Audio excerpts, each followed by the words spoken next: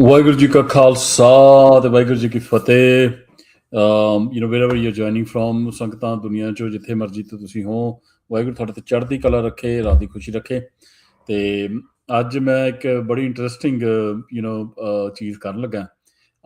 ਕੁਛ ਦਿਨ ਪਹਿਲਾਂ ਮੈਨੂੰ ਇੱਕ ਆਪਣੇ ਕਰਨਲ ਜੀਵੀ ਸਿੰਘ ਨੇ, ਤੁਸੀਂ ਸਾਰੇ ਜਾਣਦੇ ਹੀ ਹੋ, ਜਿਨ੍ਹਾਂ ਨੇ ਬੜਾ ਕੰਮ ਕੀਤਾ ਗਾਂਧੀ ਦੇ ਉੱਤੇ ਤੇ ਇੰਡੀਅਨ ਕੌਂਸਟੀਟਿਊਸ਼ਨ ਤੇ ਉਹਨਾਂ ਨੇ ਇੱਕ ਡਾਕੂਮੈਂਟਰੀ ਭੇਜੀ। ਉਸ ਡਾਕੂਮੈਂਟਰੀ ਦਾ ਨਾਂ ਸੀ ਹਿੰਦੁਤਵ ਡਿਸਾਈਫਰਡ। ਤੇ ਮੈਂ ਉਹ ਡਾਕੂਮੈਂਟਰੀ ਦੇਖੀ ਤੇ ਮੈਂ ਬੜਾ ਹੈਰਾਨ ਹੋ ਗਿਆ ਕਿ it is such a nice documentary, ਜਿਹੜਾ ਇੰਡੀਅਨ ਸਟੇਟ, ਹਿੰਦੁਤਵਾ ਤੇ ਇਹਨਾਂ ਦੀ ਜਿਹੜੀ ਆਈਡੀਓਲੋਜੀ ਦੇ ਉੱਤੇ ਇੰਨਾ ਵਧੀਆ ਕੰਮ ਮੈਨੂੰ ਅੱਜ ਤੱਕ ਦੇਖਣ ਨੂੰ ਨਹੀਂ ਮਿਲਿਆ। ਮੈਂ ਬੜੇ ਲੋਕਾਂ ਦੇ ਆਰਟੀਕਲਸ ਵੀ ਪੜ੍ਹੇ ਨੇ, ਸਾਨੂੰ ਵੱਡੇ ਵੱਡੇ ਆਰਟੀਕਲ ਲੋਕ ਲਿਖਦੇ ਵੀ ਮਿਲਦੇ ਨੇ, ਬਟ ਸੱਚ ਬਿਊਟੀਫੁਲ ਡੈਫੀਨੇਸ਼ਨ ਤੇ ਉਸ ਆਸਪੈਕਟ ਨੂੰ ਕਵਰ ਕਰਨਾ ਮਲਟੀਪਲ ਡਾਈਮੈਂਸ਼ਨਸ ਤੋਂ ਮੈਂ ਤਾਂ ਨਹੀਂ ਦੇਖਿਆ ਹਾਲੇ ਤੱਕ ਕੋਈ ਇਹੋ ਜਿਹਾ ਕੋਈ ਵੀ ਕੰਮ ਕਿਸੇ ਤੋਂ। So I thought it is worth it to kind of screen that whole documentary and watch it, and maybe even watch it with some experts who understand Indian state's agenda deeply, and watch it jointly and analyze it. ਤਾਂ ਮੈਂ ਇੱਥੇ ਫਿਰ ਅੱਜ ਤੇ ਰੱਖਿਆ watch party, and I'm so lucky. I contacted multiple people last minute, and luckily Sardar Bhajan Singh Pinder, many of you know him. He is a very known Sikh activist, a Sikh freedom fighter. Nowadays he's in USA. So he agreed, and he very graciously agreed to join me. And let me bring him on up to the stage. Pinder Paji, Vaheguru Ji ka Khalsa, te Vaheguru Ji ki Fateh. ਹਾਂਜੀ ਭਾਈ ਸਾਹਿਬ ਜੀ, ਵਾਹਿਗੁਰੂ ਜੀ ਕਾ ਖਾਲਸਾ, ਵਾਹਿਗੁਰੂ ਜੀ ਕੀ ਫਤਿਹ ਜੀ। ਹਾਂਜੀ ਪਿੰਡਰ ਭਾਜੀ, ਪਹਿਲਾਂ ਤਾਂ ਬਹੁਤ ਬਹੁਤ ਸ਼ੁਕਰੀਆ ਤੁਹਾਡਾ, ਜਿਹੜਾ ਤੁਸੀਂ ਲਾਸਟ ਮਿੰਟ ਮੈਨੂੰ ਜੁਆਇਨ ਕਰ ਲਿਆ। I know it was such a short notice, but I know you have probably watched this, but I think it'll be one thing to kind of watch it together, and then hear your expert views on many of the aspects which will come up. What do you think? Yeah, sounds like a plan. Okay, then what we'll do is, while we are here, let me start the documentary. Let me bring it up to stage as well. And let us see what is the right format. Okay, let's do it. Let me say it this way. Yeah, I think this is probably the best.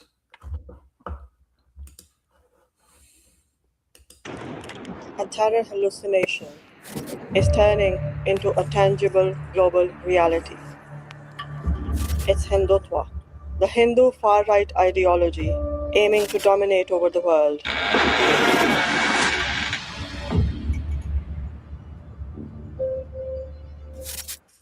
RSS chief has made a big remark saying that the world will cease to exist if Hindus cease to exist. एक basic network ऐसा हमने बनाया है अपने समाज का, उसके चलते हिंदू समाज रहेगा, हिंदू नहीं रहेगा तो दुनिया नहीं रहेगी। The RSS, aiming to create a 2000 years old mythical Hindu kingdom, Akhand Bharat, the greater India. ये हिंदुत्व की सदी है, और हिंदुत्व की सदी केवल भारत की नहीं, दुनिया की सदी होगी। पूरी दुनिया के अंदर हिंदुत्व का झंडा कोने कोने में लहराएगा। Hindutva ideology, manifested by the RSS, fiercely provoked and imposed religiously unifying identity that never existed before, aligned Hindus along religious lines, and ignited the dream of Akhand Bharat, claiming that Hinduism is the default religion of the world, and now it is their turn to rule the globe. Hindutva ideology emerged out of India and has been around a long time, but it's an ideology which is basically based on Hindu supremacy, and it's a political ideology, nationalist ideology. So they've redefined who is a Hindu in terms of a racial and national ethnicity, a little bit like Zionism created the RSS, which is a militia that was established, or a volunteer force as they call it, to implant that ideology. The fathers of Hindutva, like Adolf Hitler, they defined the dream of a fatherland where they will be the only entitled group. Ethnic, one ethnicity, one religion, one nationality, one ideology, and one theology. That is Hindutva. There is no space for Islam or for Christianity. देश में करोड़ों की संख्या में घुसपैठिए घुसे हुए हैं, दिमक की तरह चाट गए हैं देश के भविष्य को। The core ideology of Hindutva is that India is only for Hindus. मैं यहाँ के हिंदुओं से कहना चाहता हूँ, इन मुल्लों को गांव से भगाओ। कोई मुल्ला टोपी में नहीं दिखना चाहिए और गांव में एक मस्जिद नहीं होनी चाहिए। मेरे हिसाब से मुसलमान को देश में रहने का कोई अधिकार नहीं है। जय Siya Ram. Let's look into what they actually want. So they want Hindi, Hindu, and Hindustan. So we get into the south of India. So that's about 500 million people, predominantly black, predominantly Dravidian. Don't understand Hindi, can't speak Hindi, look different, physically look different, darker in color, different in culture. Majority of them eat meat, majority of them eat beef. Nothing to do with India, different culture, different language. One of the most ancient cultures on this planet, the Dravidian language, the Dravidian culture, that's there. What is the RSS agenda for them? To wipe out their language, to wipe out their history, to wipe out their culture, and replace it with what? Hinduism is the default religion of all mankind. I'll just stop this and Bhajan Paji, while we're talking, we also have another guest to join. Bhajan Paji, your reaction to the first 5 minutes, like when you watch that? My immediate reaction actually goes to the implementation of this ideology and the philosophies which germinated in the 1940s. I believe the RSS idea has been in place much longer. But I'm fascinated how this ideology, where we are just basically talking about India, how it is taking roots in America and in the West, actually. I believe that the RSS in America sway extraordinary powers. And sometimes this thing just is not realized on the surface. One prime example we just seen recently is Tulsi Gabbard. Tulsi Gabbard, she was removed from President Trump's administration. She was basically head of the United States security. All the agencies reported to her. And 2019, the Caravan, they had a 60-page article on Tulsi. And they clearly, Peter Frederick clearly gave, evidence that Tulsi was indoctrinated and by RSS cult, and Ram Madhav, and all these people attended her wedding. And in fact, one of the Hare Rama, Hare Krishna offshoot, the cult, based in Hawaii, Michael Parker, her childhood friend. मैं थोड़ा रोकांगा भाजी तक line बाप diaspora वाला element भी आएगा इसे च but what I was like really fascinated with this first 3-4 minutes is this ke she started off actually linking it with not just BJP RSS. She's saying it goes way far back, and that's the real thing, right? ਤੁਸੀਂ ਤੇ ਮੈਂ ਅਸੀਂ ਜਾਣਦੇ ਹਾਂ ਕਿ ਜਿਹੜੀ ਇਹ Hindutva ideology ਹੈ, it is not just BJP and RSS. It is the Congress Party, it is the Indian state, but say the whole Indian nationalism is basically about, Hindutva. And with it, I think one of the things that stood out for me was I think John Dayal kind of made that comment that it is about one nation, creating one nation out of the subcontinent. And one nation, one ideology, one theology, one religion, and one way of thinking. Basically, at the core of this philosophy, which I was like really impressed, was that she has correctly identified that it is about homogenizing the subcontinent. ਇੱਥੇ ਦੀ religious cultural diversity ਨੂੰ ਖਤਮ ਕਰਕੇ ਸਭ ਨੂੰ ਇੱਕੋ ਲੜੀ ਵਿੱਚ ਪਰੋ ਦੇਣਾ। By any means, I agree with you that the introduction. I was trying to point out the impact of this ideology today, and all roads are going back to India. How to protect the RSS ideology, how to protect the oppression, how to further send money, power, anything they can get from around the world to cement this idea of just one ethnicity, one idea, oneness, all in the form of Hindutva. And if you read the book Open Secrets by M.K. Tar, he clearly states that all the manifestos from the IB, RAW, and many of the director for the military intelligence, all this position in India, their training manuals are all based on Hindutva ideology. So to really control the situation and further the goals, they have basically they're in all aspects of people's lives, from the media, from the movies, everything they can do, they are doing it to make sure that their goal of just one idea is successful. Yeah, I will start watching again, but before we start watching again, अपने को space से भी कुछ नहीं आया सी docu as well. Tariq Sahab as well. Tariq Sahab, is there a way to check whether my live stream audio is clear? Unfortunately, I cannot check.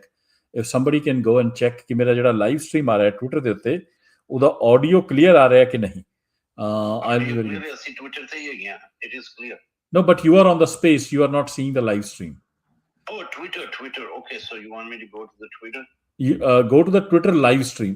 x.com ਤੇ ਜਿਹੜਾ live stream ਆ ਰਿਹਾ ਹਲੇ ਤੁਸੀਂ ਸਪੇਸ ਵਿੱਚ ਹੋ ਆਹੀ ਹੈ ਜਿਹੜਾ ਇਸੀ ਐਪ ਵਿੱਚ ਮੈਂ ਲਾਈਵ ਸਟ੍ਰੀਮ ਵੀ ਕਰ ਰਿਹਾ ਵੀਡੀਓ ਦੇ ਰਾਹੀਂ ਉੱਥੇ ਚੈੱਕ ਕਰਨਾ ਕਿ ਉੱਥੇ ਆਡੀਓ ਕਲੀਅਰ ਆ ਰਿਹਾ ਕਿ ਨਹੀਂ ਜੇ ਤੁਹਾਡੇ ਕੋਲ ਹਰਜੀਤ ਤਾਂ ਕਲੀਅਰ ਹੈਗਾ ਉੱਥੇ ਮੈਂ ਸੁਣਿਆ ਸੀਗਾ ਮੈਂ ਹੁਣ ਤਾਂ ਨਹੀਂ ਸੁਣ ਰਿਹਾ ਪਹਿਲਾਂ ਸੁਣਿਆ ਤੇ ਹੁਣ ਮੈਂ ਵੀ ਸਪੇਸ ਦੇ ਵਿੱਚ ਆ ਓਕੇ ਠੀਕ ਹੈ ਫਿਰ ਠੀਕ ਹੈ that's okay let's start watching then. Hinduism is the default religion of all mankind. People in other religions have gone away from Hinduism, so all the people on earth are Hindus by default.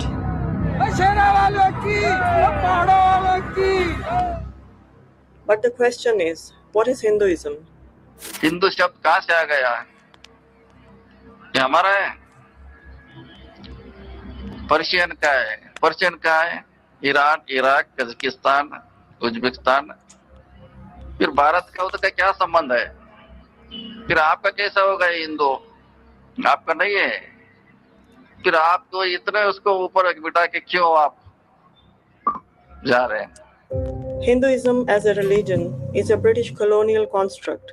They created a new religion by merging native beliefs and traditions existing in India, except Islam, Christianity, and Judaism. Later in history, even some established religions like Sikhism, Buddhism, and Jainism lost their distinct status, and they were turned into sects of Hinduism in the constitution of secular India. Hindus are not a religious identity. It's not Hindutva. It's Brahmanism. Adi Dharam, the religion of Valmiki nation, is separate from them. That teaches us to make an effort and get an education. When Aryans came to this land and set a foundation of the imaginary religion, they deprived the native Dravidian people from their religion and education. They Hinduized them very technically. They knew that they wouldn't be able to overpower the natives in war. They enslaved us mentally. तो इन लोगों ने दिमागी mentally तौर पे इनको अपना गुलाम बना लिया.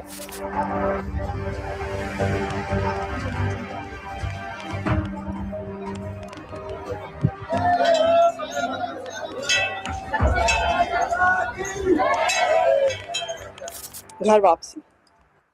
Yeah, I think the second point she makes is interesting, Bhajan Paji. She made 2 points, and I will love to understand your view on this. First point is, the other aspect of this ideology is that Hinduism is the default religion. he says. ये सारे बंदे, like everybody has come from Hinduism, so everybody has to basically now go back to Hinduism.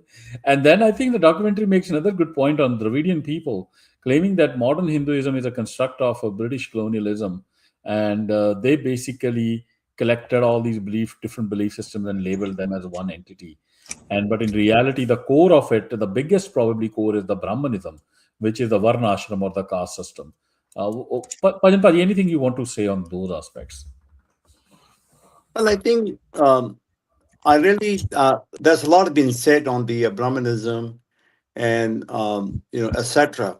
But I think if you want to sum up this early introduction of the documentary, a very very important documentary, if you want to sum it up, you just need to read the 1925 report, Lala Hardayal, who called himself a secular politician, and his testament is that I declare that the future of Hindu race, of Hindustan, and of Punjab rests on these four pillars: Hindu Sangathan, Hindu Raj, Shuddhi of Muslims, and conquest and Shuddhi of Afghanistan and the frontiers.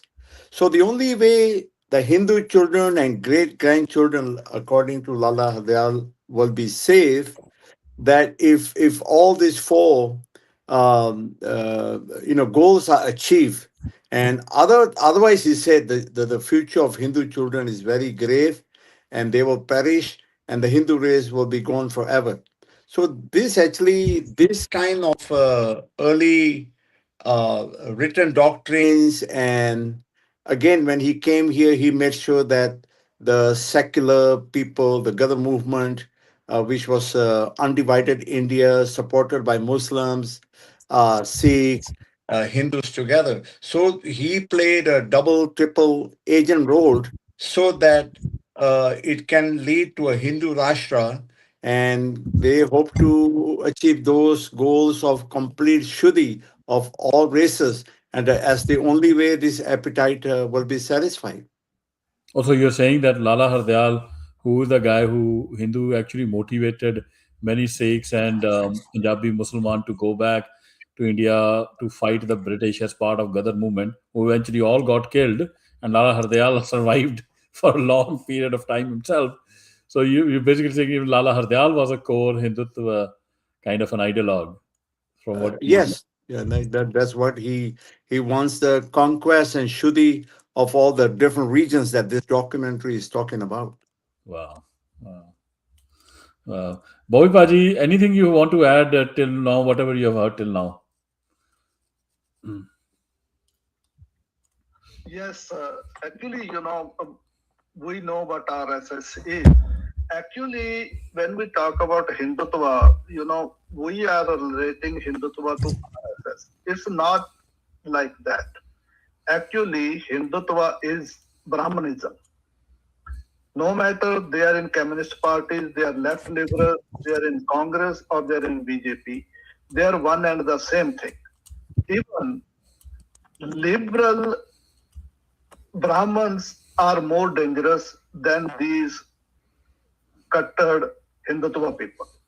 Because eventually their aim is one: Hindu, Hindi, Hindu Rashtra.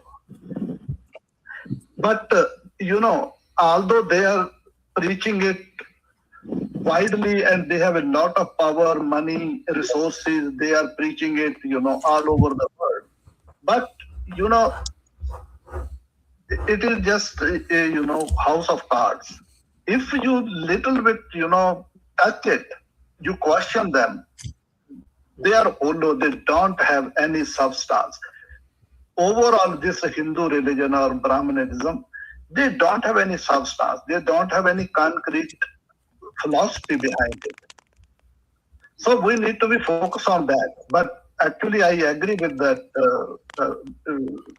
your video or documentary. That's what they are preaching, and that's what they are doing. Unfortunately, they are also successful in that, unless somebody start challenging them. Got it.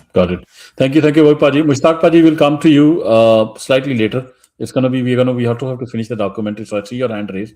I'll definitely bring you in. We'll continue watching the documentary. I urge everybody to listen carefully, because every single line and every single word in this documentary is so heavy. It is so deeply researched, and it is so true that it kind of, yeah, I don't think any better work would have been done ever on this concept or ideology called Hindutva. Let's continue. Means return home. Those who have gone out of the Hindu fold must be brought back in whole, brought back into the Hindu faith, brought back to the mother faith. On the basis of the claim that Hinduism is the default religion of the earth, they campaign for Ghar Wapsi. It is their religious duty to bring people from other religions back to Hinduism. इन फाइलों में उन लोगों का record मौजूद है जिसका शुद्धिकरण करवाया गया है। संस्था के लोग बताते हैं कि बिना सबूत के किसी का शुद्धिकरण नहीं किया जाता। व्यक्ति को ये साबित करना होता है कि उसने पहले इस्लाम या ईसाई धर्म अपनाया था। So-called Ghar Wapsi is one of the most vicious and criminal words in the Hindi or Indian legal and social system, because Ghar Wapsi is a violent action based on an untruth. What Ghar? Ghar Wapsi is homecoming. Which home? What? Is Hinduism a home for the tribal? Is a Varna system the home of a Dalit? The tribal was never a Hindu. He had his own religion. On 21 February, the print observed 36 Catholic tribal families took part in a series of rituals. The Ghar Wapsi, that is, return to the fold or reconversion ceremony, organized by the local RSS units Dharma Jagran Samiti. So Ghar Wapsi is forcibly converting them to a fake home in Hinduism. And you're not making them Brahmins. You're not giving them an upper caste. You take them and you give them a Dalit status. You can't have anybody become equal to you. You want them in an inferior caste. For Christians, it's very problematic. Because surely Christians are converts. All Christians are converts. और वापसी अभियान पूरे भारतवर्ष में चला रहा और ये प्रण लेना है कि जब तक के आखिरी फरमान से हिंदू पूरा अपने पूर्वजों से नहीं जुड़ता, हम इस कार्यक्रम को आनंद करते रहें। जब इन हिंदुओं ने ये चीजें देखी ना कि When Hindus saw that because of their discrimination, Dalits are converting to other religions, they thought they have to give us some relief in religion. So they allowed us a limited permission to enter into temples, because there was an urge in the community to get a religion identity. Our people got into their trap, which caused a big loss. The Hindu mafia only used people for their own benefits. जिसका बड़ा नुकसान हो, क्योंकि मैंने क्या बताया कि जो ये हिंदूवाद से ताल्लुक रखने वाली माफिया है, ये सिर्फ और सिर्फ अपने मुफाद के तहत लोगों को इस्तेमाल करती है।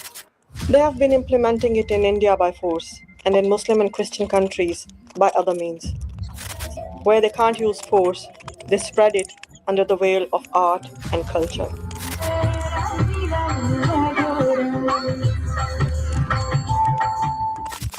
Caste system. The religious core of Hindu. Yeah, this one was very interesting. Like the it's kind of very interesting. Like she points out that this whole idea of forcing people back into the Hindu fold. So they are going to these tribals and telling them, you are now Hindu. But what Hindu? You are not number one Hindu. You are number 4, Shudra. The lowest of the low. So it's a very, very insidious way to do it. But so I am watching a live discussion. Yeah. So I have a hand raised, so I'll go to that speaker first. Mushtaq Paji, go ahead, please. You want to say something? Mushtaq Dar sir, कहिए आप। जी सत श्री अकाल जी, की हाल है? ठीक हो? मेरी असल में सेहत खराब है, बहुत ज्यादा बुखार है 2-3 दिन तो ਤੁਹਾਨੂੰ ਟਾਈਮ ਨਹੀਂ ਦੇ ਸਕਿਆ ਇਸ ਵਾਸਤੇ ਮਾਜ਼ਰਤ ਕਰਨਾ। ਮੁਸ਼ਤਾਕ ਸਾਹਿਬ, ਅਸੀਂ ਨਾ ਹਲੇ ਡਾਕੂਮੈਂਟਰੀ ਦੇਖ ਰਹੇ ਹਾਂ। We are going to stop in between ਦੇ ਵਿੱਚ ਅਸੀਂ ਸਵਾਲ ਉਸ ਚੀਜ਼ ਤੇ ਜੋ ਅਸੀਂ ਦੇਖ ਰਹੇ ਹਾਂ ਨਾ ਡਾਕੂਮੈਂਟਰੀ, ਉਸ ਤੇ ਲਵਾਂਗੇ। ਤੇ ਜੇ ਤੁਹਾਨੂੰ ਉਸ ਤੇ ਕੋਈ ਕਮੈਂਟ ਕਰਨਾ ਜੋ ਤੁਸੀਂ ਹੁਣ ਤੱਕ ਸੁਣਿਆ, ਠੀਕ ਹੈ, ਨਹੀਂ ਤਾਂ ਬਾਅਦ ਵਿੱਚ ਅਸੀਂ ਕੁਐਸਚਨ ਆਨਸਰ ਕਰਾਂਗੇ। ਓਕੇ। ਤੇ While we hold on, Bhajan Paji, like anything you have to say on this idea? Like she mentioned art and culture, use of art and culture. Any comments there?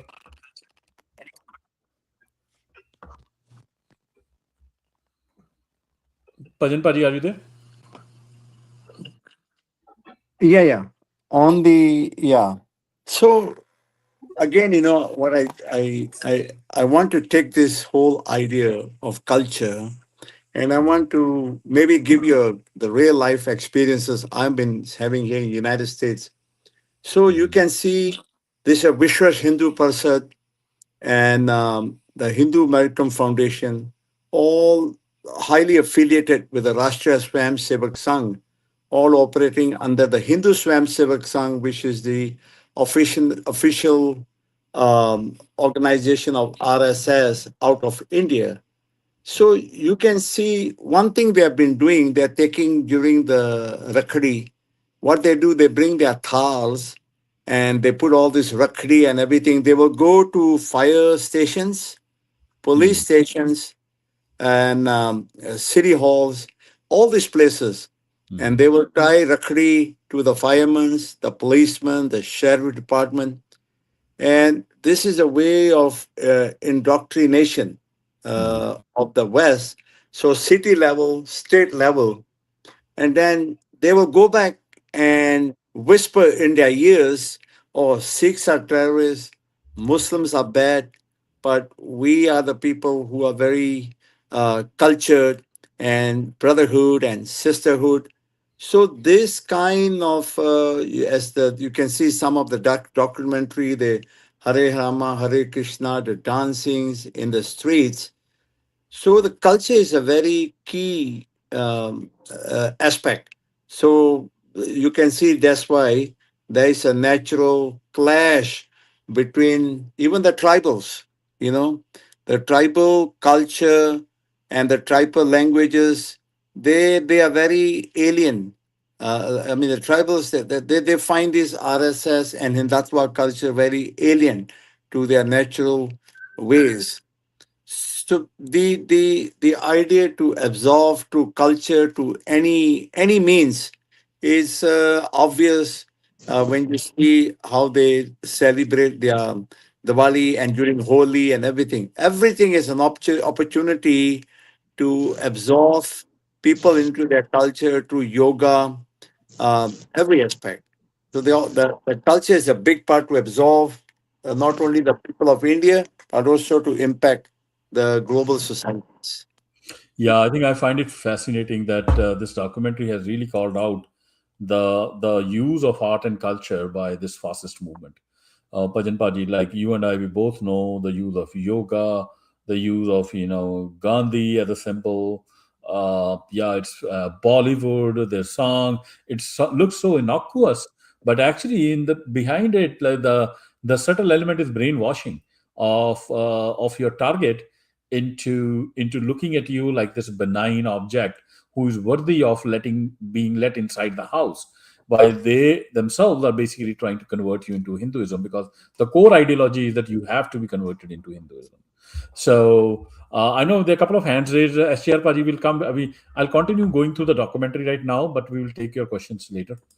So we'll continue. Hindutva ideology is based on Manuvad, the Hindu legal code endorsing the caste system, where all surrender to Brahmins, the highest caste of Hinduism.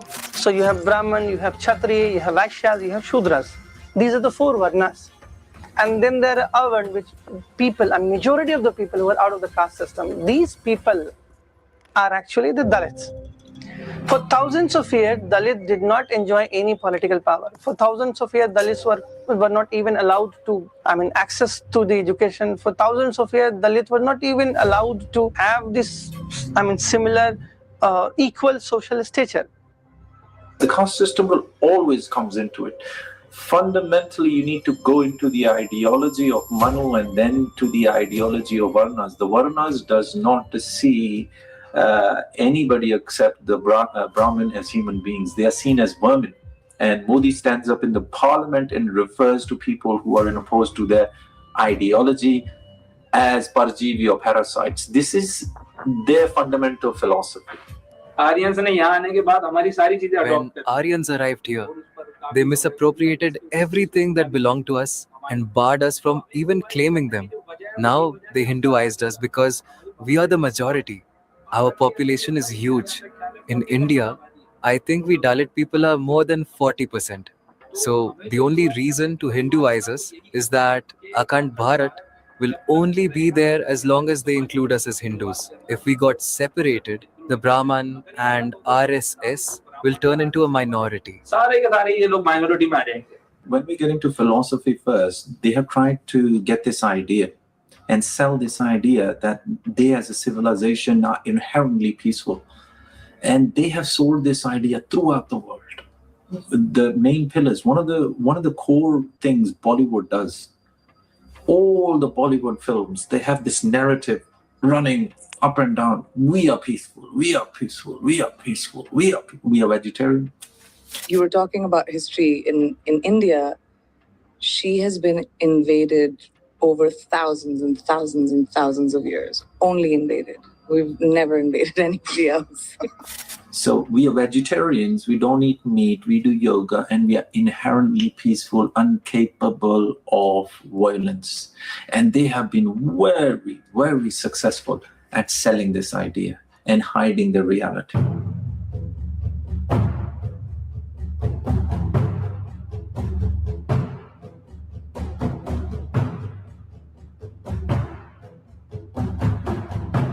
And the reality is that they have achieved their success through terrorism and hate mongering.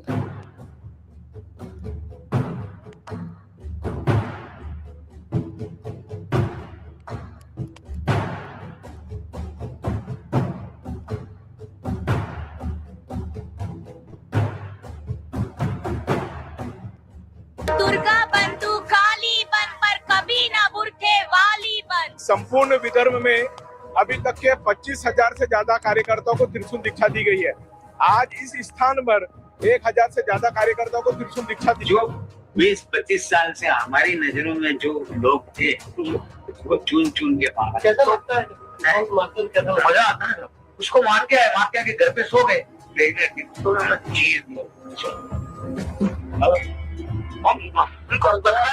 Malegaon blast, which ironically was billed as the first case of Hindu terror. Muslims have become one of the tools to gain power. So there is no single force that could unify, that could consolidate the Hindu society rather than a fear of Muslims, rather than a hate of Muslims. So Islamophobia or hate towards Islam has been one force that has united, so-called united the fissures among the Hindu society. In Babri Masjid case, they just used Dalit people. They just told us that we are all Hindus. There is no discrimination. We are all on one level. They just took advantage of the urge for religious dignity in Dalit people. Reality always lies in mathematics, and the mathematics of that country are open to see. This is a country which is literally committing genocide through starvation on the basis of the caste system. We see predominantly the people at the lower end of the caste system being deliberately, politically, socially, economically engineered to a situation where they're literally starving to death, and every year the number goes into the million, and it goes on. But the problem is, the fundamental problem which remains with India is this fabrication of this notion of a peaceful, progressive civilization, which the Hindutva system has put all over the world. But the reality is much, much different. Our question is that now Ram Mandir has been made. Your agenda of 400 to 500 years has been fulfilled. So the people who you used for this purpose, where is that class now? That nation not being accommodated anywhere. And then all this comes together to bring Ram Rajya in India, the so-called Hindu Rashtra, Akhand Bharat. Yeah, I think this was wonderfully put by Sardar Gurcharan Singh. And I don't think anybody has eloquently put it that way ever. That what is this about, selling the idea of we are peaceful. We are peaceful. No other, community kind of talks on the top of their voice. We are peaceful. We are vegetarian. We are harmless. Bhajan Paji, any comments on that? Yeah, I think, what we are seeing here is a massive propaganda. For example, Gandhi was almost becoming a household name and almost was becoming a national holiday in America. I personally am involved in taking down at least about a dozen Gandhi statues, including the one in Ghana. So the propaganda is Gandhi was peaceful. He was one of the greatest humanitarians. But the fact is, Gandhi participated in every war in his life time. And, from the Boer War to the being a sergeant major against the war on the Zulus, being the top recruiter for the British World War I, World War II, even encouraged the bombing on Kashmir, say we will use the nuclear bomb. But all these things are very carefully packaged. And that's where I think the world is missing the beat. But saying that you are peaceful, and then they always talk about invaders, Muslim invaders. But in my book, Captivating Simple Hearted, I put some statistics in there that for example, Birbal is almost like a household name, a joke, a lively story, but nobody talks that Birbal died for a Mughal invader. Yeah. And when the Mughal invasion happened, Muslims were slaughtered. Guru Nanak's Gurbani clearly says that the suffering of the Muslims and Hindus were unimaginable. He bore testimony. He was a witness. So in the time of Aurangzeb, where they claim all this massive anti-Hindu waves of sufferings, 40% of the administrative force of Aurangzeb were upper caste Brahmins, the upper 2-3 castes. And right?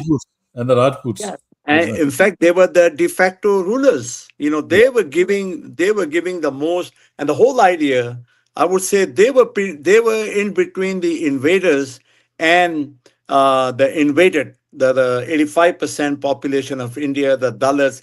Actually, these people were the one who was preventing any true reach out to the common man by being the wall in between, because they were privileged, they spoke the languages. But this kind of the whole idea of Hindutva as very peaceful, vegetarian, this peaceful, vegetarian community, they have slaughtered more people, that the people who eat meat and maybe drink liquor. I'm not advocating those things at all, but just the idea that, they are Rakhi, they are peaceful, they are doing yoga, Muh mein Ram Ram, Bagal mein Shuri, right? Yeah. Well, And Birbal was the first person who attacked Amritsar, the Golden Temple. He wanted to destroy the whole city, So nobody is looking at these facts that none of these guys were peaceful. They waged war, they encouraged war, and they participated in wars, and they continue the war today. Yeah. And we'll take one question from or comment from SJR. SJR, please go ahead if you have a comment to make, and then I'll restart the documentary, please. I just wanted to know the name of the documentary that you're playing, so that later on I can watch it again. Yeah, it's also live on my Twitter live stream. So the space is open, and also the documentary is being played live. You can watch it there if you want. It's called Hindutva Deciphered. Hindutva Deciphered. Yeah. All right. I'll keep listening to you as long as I can stay. Yeah. And then later on I can go to your profile and watch it there. Thank you. Rule beyond the current boundaries of India. They are imprinting this idea through academia and films. कुछ लोगों के लिए अखंड भारत का मतलब है आज का India plus Pakistan occupied Kashmir और चाइना ऑक्यूपाइड कश्मीर, जो कि इंडिया का ऑफिशियल मैप दर्शाता है। दूसरी तरफ कुछ लोगों के लिए अखंड भारत का मतलब है 1947 के पार्टीशन से पहले का भारत, यानी इंडिया प्लस आज का पाकिस्तान और बांग्लादेश मिलकर अखंड भारत को बनाएंगे। तीसरा, कुछ लोगों के लिए अखंड भारत की बाउंड्रीज में अफगानिस्तान, नेपाल, भूटान, श्रीलंका जैसी इंडिया की नेबरिंग कंट्रीज भी इंक्लूडेड। और चौथा, कुछ लोगों के लिए अखंड भारत की बाउंड्रीज है अफगानिस्तान से लेकर ना सिर्फ तिब्बत तक बल्कि थाईलैंड, कंबोडिया, मलेशिया और इंक्लूडिंग इंडोनेशिया तक। Some maps expand Akhand Bharat to parts of Australia and New Zealand as well. Not just that, Hindutva is aiming to assert power beyond that, where Akhand Bharat is not a geographical possibility, they aim for political and cultural Akhand Bharat. एक समय पर India का पूरे के पूरे Asia में एक cultural दबदबा बना हुआ था। इनफैक्ट इंडियन कल्चर के साथ साथ इंडियन फिल्म्स को भी प्रमोट किया जा रहा है पूरी दुनिया में इंडियन कल्चरल इन्फ्लुएंस बढ़ाने के लिए। Indian philosophy, Indian literature, Indian yoga, India धीरे धीरे फिर से दुनिया में अपनी पुरानी पोजीशन को पाने की कोशिश कर रहा है। The most alarming aspect of Akhand Bharat is its outcome. A few chosen ones will rule the rest. The Hindutva they wish to implement over stretches of the globe is nothing else but a caste system, a social hierarchy based on birth, where a handful of Brahmins are made of God's head, and the rest of the population is born just to serve them in different capacities. Every element of Hindutva is based on hate, filled with caustic rhetorics against Muslims, because hate towards Muslims and fear mongering against Muslims, they have become a tool to keep power. जब तक इस देश में स्वच्छ मुल्ला अभियान नहीं चलाओगे, एक एक करके नहीं काटोगे, इनको घर में घुस के खींच के नहीं मारोगे, तब तक कहीं भी शांति स्थापित नहीं हो सकती है। ये ऑन रिकॉर्ड में कह रहा हूँ। सरकार की जिम्मेदारी कब तक रहेगी? सरकार कब तक रहेगी? एक दिन, क्योंकि तुम इतने विभाजित हो चुके हो कि हो सकता है आने वाले समय में तुम्हारी पसंद की सरकार ना रहे, लेकिन तब तुम्हारी रक्षा कौन करेगा? Fear is the key, because fear of the unknown, even more than the fear of the known, shapes how we behave in society, shapes in fact how we live, how we eat, where we study, what we study. But also, fear is real. Because what do officers in the government say? Openly, they say if we come to power in another state, Christians and Muslims will be made second-class citizens. That is written in their books. Savarkar wrote that. Golwalkar explained that. In the Hindu Rashtra, in their mind, and in their political agenda, and in the manifestos of their political parties, there is no space for Muslims. There is no space for Christians. There is very little space for Dalits. नहीं, यहाँ रहना ही नहीं चाहिए, इनके बस का ही नहीं है यहाँ रहना। इनका खाना पीना सारा ही कुछ बंद हो जाना चाहिए यहाँ इस देश के अंदर। हमें तो यही कई लोगों को पाकिस्तान ही भेज देना चाहिए, क्योंकि वही इनकी सेफ जगह है। भारत से हटके जितने All countries around India, Bangladesh, Pakistan, Nepal, Bhutan, Sri Lanka, Afghanistan, they want to occupy all to make their Akhand Bharat. It's part of their manifesto. They would do whatever it takes, even if they have to tell a sanitary worker that you are the king of this country.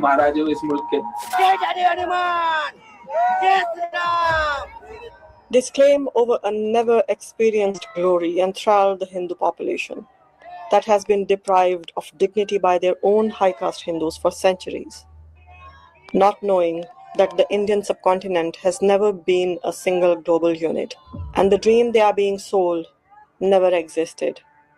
So Hindutva is a pitch, it is a ground, and any political fight which is going to happen will happen on the same ground.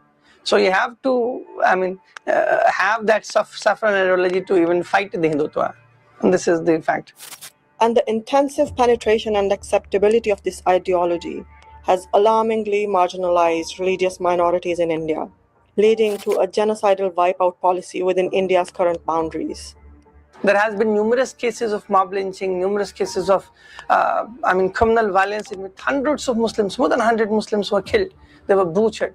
Hashimpura, Nellai, Meerut, Malyana, Muzaffarnagar, Gujarat. I mean, hundreds of places, thousands of Muslims were killed. And irony is, in none of the cases, Muslim got justice. So in years to come, and I would say, we don't have much time. I mean, within this decade itself, we will see a large-scale Muslim genocide happening.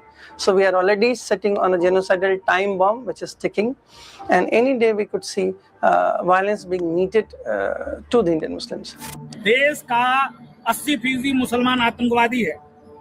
Vande Mataram नहीं बोल सकता, भारत माता की जय नहीं बोल सकता। जो भारत माता की जय नहीं बोलेगा, वंदे मातरम नहीं बोलेगा, उसको जमीन खोदकर 80 फीट गाड़ देंगे। उसको भारत में रहने का अधिकार नहीं है। हिंदुस्तान में ही रहा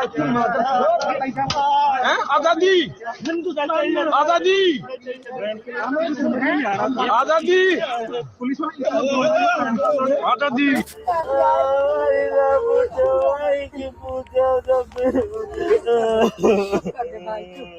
We went to Assam last year, where more than 20,000 Muslim houses were bulldozed. When I say Muslim houses, I mean Muslim houses, because they were pinpointedly marked, and only Muslim houses were bulldozed and not settled. If there were some Hindu houses in the entire setup, they were relocated and shifted to other place peacefully, but the Muslims were not given even an inch of the land. ये हिंदू मुसलमान का चल रहा है यहाँ। मुसलमान के नाम पे जो भी नाम बूझ के मार देते हैं कि क्या नाम है तेरा, अगर किसी ने मुसलमान नाम बता दिया तो ही मार देते हैं उसको। मुसलमान के साथ अत्याचार हो रहा जी। अनकरीब 20 लड़कों को मार दिया बजरंग दल वालों। बाकी कुछ करते हैं छोटी मोटी कार्रवाई, उस टाइम पुलिस आश्वासन देती है, बाद में कुछ नहीं होता, क्योंकि सब लोग इनका ही साथ देते हैं। पुलिस भी इनका ही साथ देती है और ऊपर आला अधिकारी भी इन्हीं का साथ देते हैं, नेता लोग भी इन्हीं का साथ देते हैं। बताओ फिर हम क्या करें? उनकी तो सब सुनते हैं, हमारा सुनने वाला कौन है? And in this last 25 years, 30 years, since Atal Bihari Vajpayee became Prime Minister, they have penetrated the media, they have penetrated the police, the judiciary, and of course they have captured absolute political power. The state has institutionally become a member of the Bharatiya Janata Party and the RSS.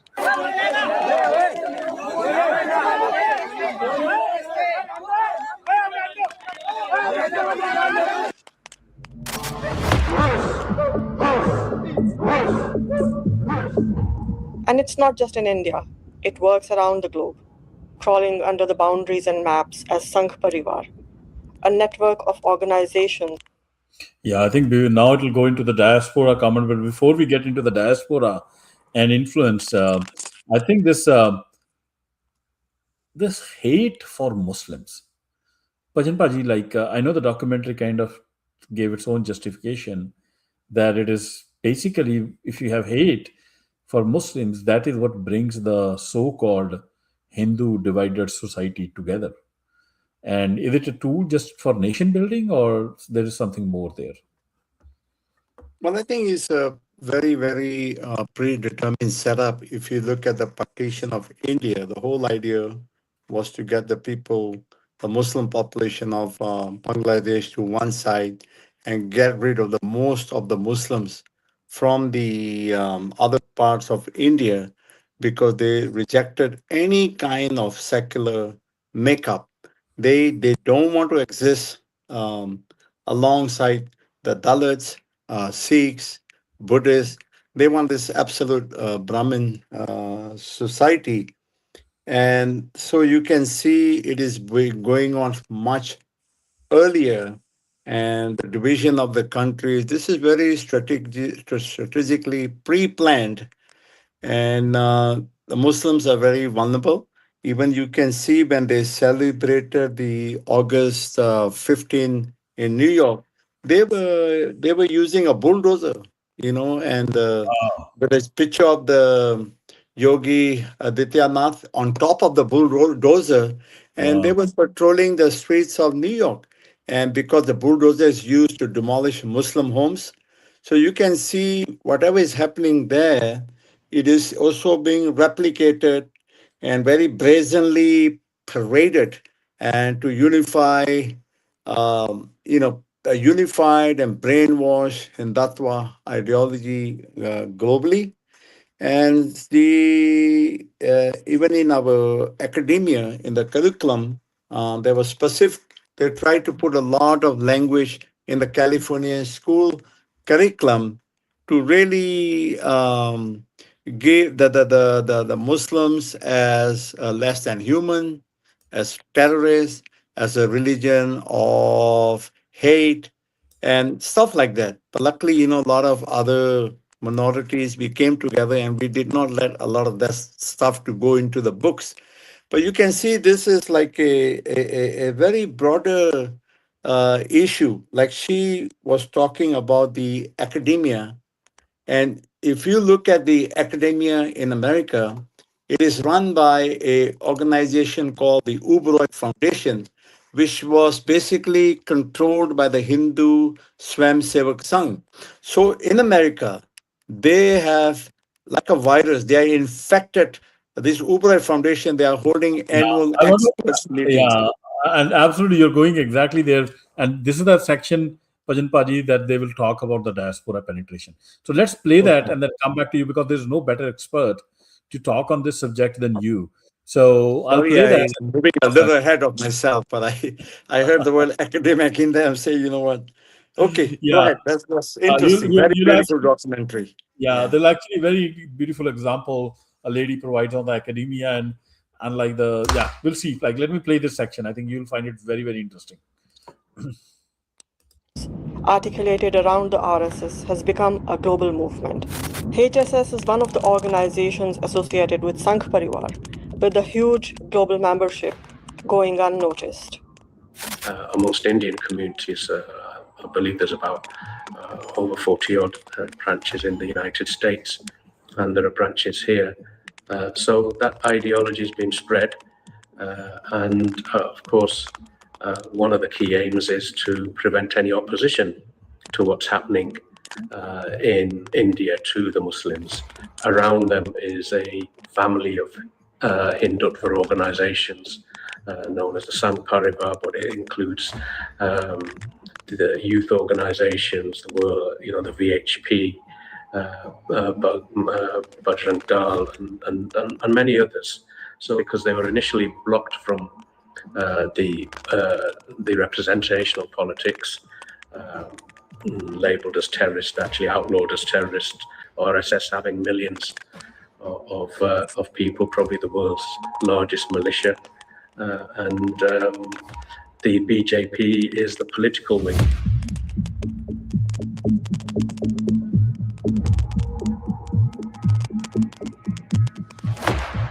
It works through domestic and international organs that seize political power, perpetuate its supremacist ideologies, and silences opposition by threats and provoking communal violence.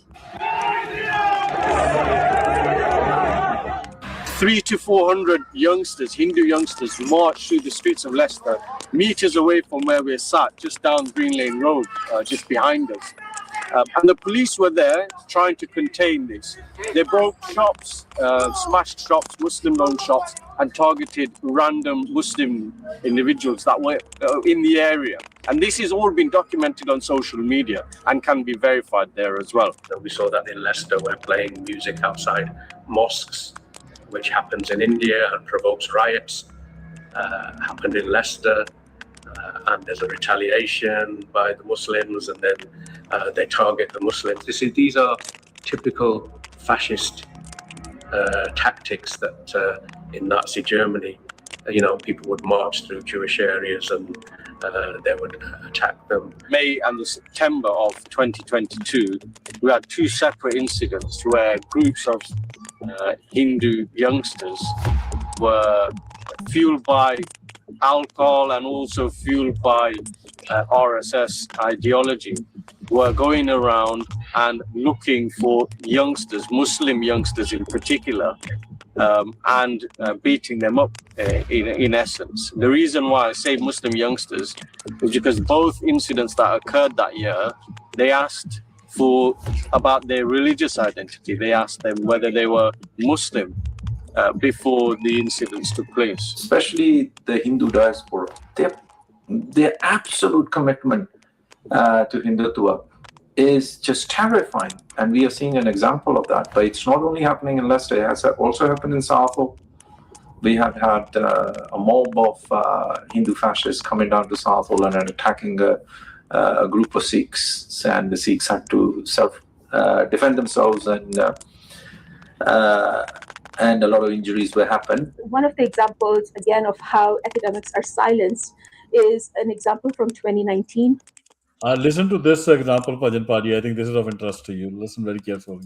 When I had invited Kashmiri Muslim feminist scholar in exile, Professor Huma Dar from Berkeley, she came to the university to give a talk about how Kashmir is brutally colonized by India, and people were so threatened by it that there were 300 plus tweets, suggesting violence or trolling and all of those things that were directed at both her and I. Around 20 people we understand, as Hindu nationalists, liberal Hindu subjects, I don't know the difference. They came to this small, tiny room in the Department of Ethnic Studies where her talk was being held.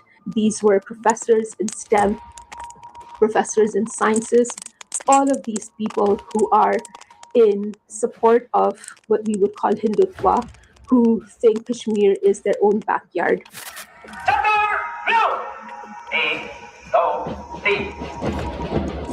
People need to understand, as a political ideology, this is one of the biggest political ideologies or most organized political movement anywhere in the world. India's population is 1.5 billion. This is one thing people miss. And Hindutva has mobilized itself throughout that population. And it is one of the biggest political movements in the world. Nobody comes close to their political philosophy and the penetration have they done through global institutions, either the Silicon Valley or political parties in any country. Regardless of Christian, Muslim, any country, you'll see it's a philosophy-first ideology.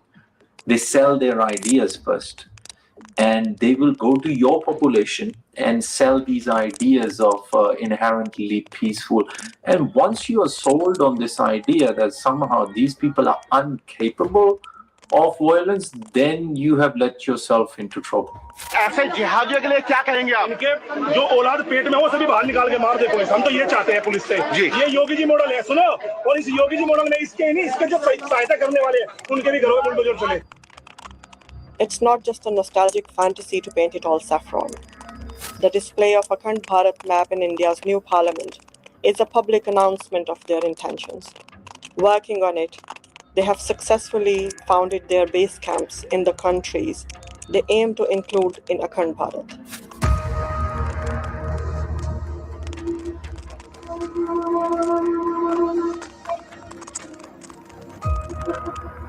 Polarization was key to Hindutva's political success strategy within India, using fear of common enemies as a tool, and that is why India was the biggest franchiser of Islamophobia in the aftermaths of 9/11. Hindus know full well the persecution from the hands and the hostility of Islam. We will unify every community against the hostility and barbarianism of Islam. Now they are successfully exporting this strategy outside India, nurturing hatred and division in the societies that had coexisted peacefully before Hindutva came over. There's definitely an intent to intimidate. They come around the mosque with their cars and with their flags and honing. Muslims and Hindus have coexisted in this area for many years, for decades. They're not historic Hindus that have lived in Leicester. The Hindus that have come more recently and have been inspired by the Hindutva ideology and the RSS ideology, that have they've brought this ideology with them and a particular hatred for Muslims, and they have tried to copy and mimic incidents that are or events that are happening elsewhere, particularly India, and bringing that here and trying to cause division, a similar division here also. In India, the RSS provides military-style training to its members, weaponizes them, and empowers them as vigilantes, while state machinery run by Hindutva ideology gives them legal cover. Their global counterparts are working in the same way, preparing a Hindutva paramilitary force outside India, which is loyal to Hindutva ideology. HSS is running training camps throughout the UK. So there's about 100 odd training camps they run monthly, yearly, and then they take these cadets who they consider very suitable, and they are taken to the RSS and given a proper brainwash. So they will have X number of people training for them in their camps in HSS here. And out of them, the people who they see promising, they would be brought in as the new leaders of the religious institutions, the yoga centers, the political parties, X, Y, and Z. On the global political front, Hindutva is working as Neo-Zionism. Here, opposing Iraqi Israelis election campaign, she's making money, hundreds of thousands of dollars out of California. She's voted by RSS, BJP, which is interfering with the American election. In Bangladesh, what is the percentage of Hindu population? 8.5%. 8.5%. With 8.5%, the Hindus are not equal, they're above equal in Bangladesh because they have a very interesting strategy, the Hindu population in Bangladesh. When the Awami governments are in power, Awami government, they behave like the master of Bangladesh because most of the Hindu people, somehow they support Awami. But when any other party comes to power, for example, now there is an interim government under Professor Yunus, they then play the victim card. They become the victim. How they play the victim card? With the help of India. Attacks on Hindus are raging in Bangladesh. I'll just stop it here. And Pajan Paji, I'd love to invite your comment here. I think nobody knows better than you the penetration and the actions that the Indian nationalists or Hindu nationalists are doing in the Western society. The documentary talks about HSS running training camps, doing political interference, inciting riots against Muslims and Hindus. What do you make out of it? Like, what can you tell us more about this phenomena of their penetration in the West? If you want to start the academia, you can see that the Foundation, for example, which is the founder of all the infiltration into the American academic system. So they have annual experts meeting, they put a lot of money, giving grants to teachers. Pajan Paji, I have to stop you because your voice is cutting off. Maybe your network is a bit. Can you hear me better?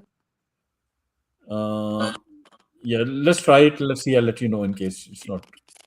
Okay. Is it better? Still cutting off. Maybe. Is it just me or is he breaking up? Yeah, he's breaking up a lot. Well, Pajan Paji, why do you figure out we can wait? We can take you back again. We can continue this, and if you can see your signal, I think it's your signal, or maybe you can try it dropping and dialing back in. Maybe that will fix it. But there's a quick question. Yeah.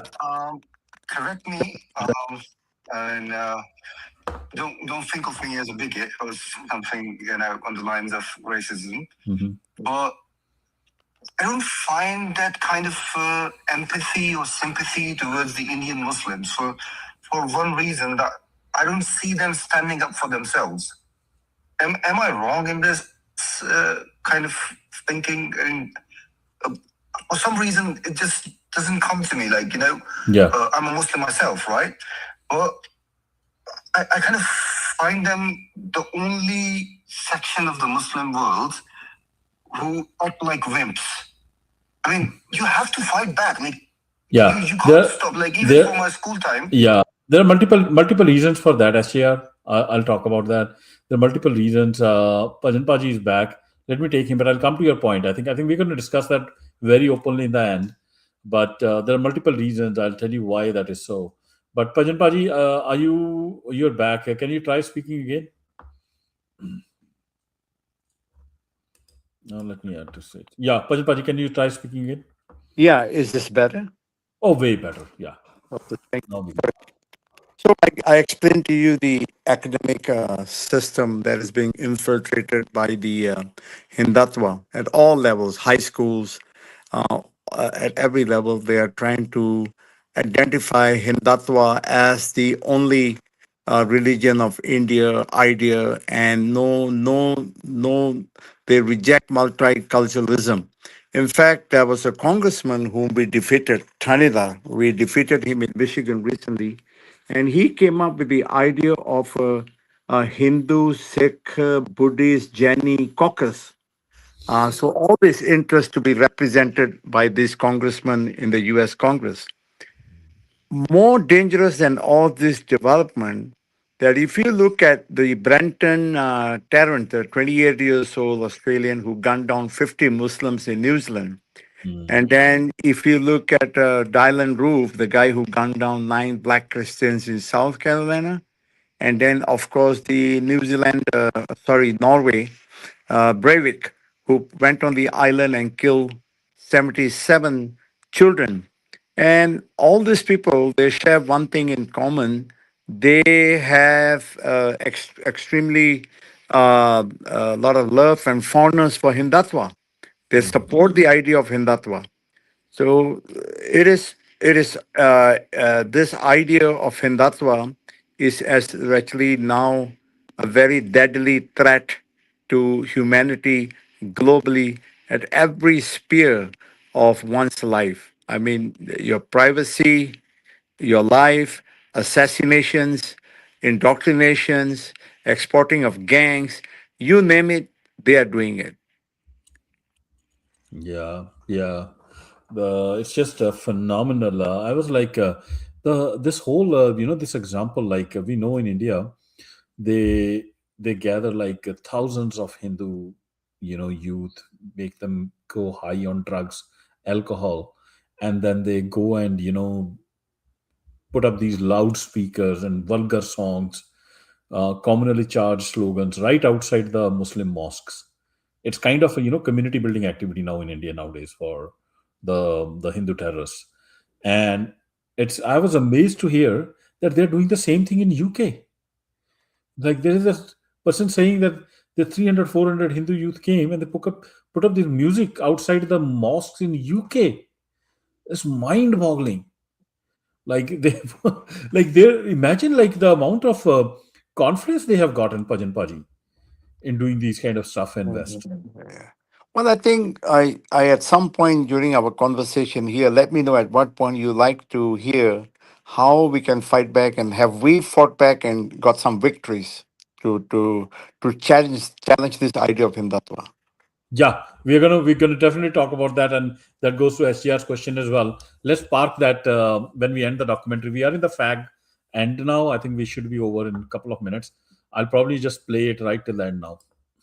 Bangladesh External Affairs Minister Dr. S. Jaishankar said that the government has taken serious note of the incidents of violence against Hindus in Bangladesh and shared its concern with the government of Bangladesh.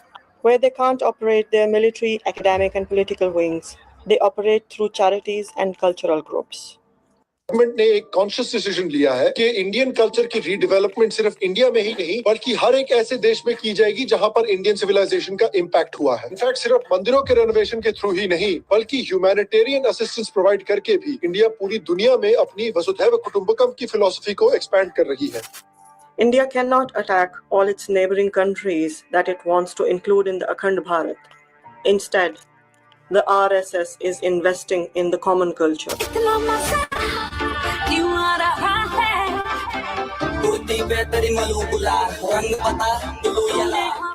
We see institutions preaching anything in and around yoga, anything in and around Bollywood, anything in and around vegetarianism, which on the face might not be seen as Hindutva. In reality, they are Hindutva. Bollywood Day at Lums.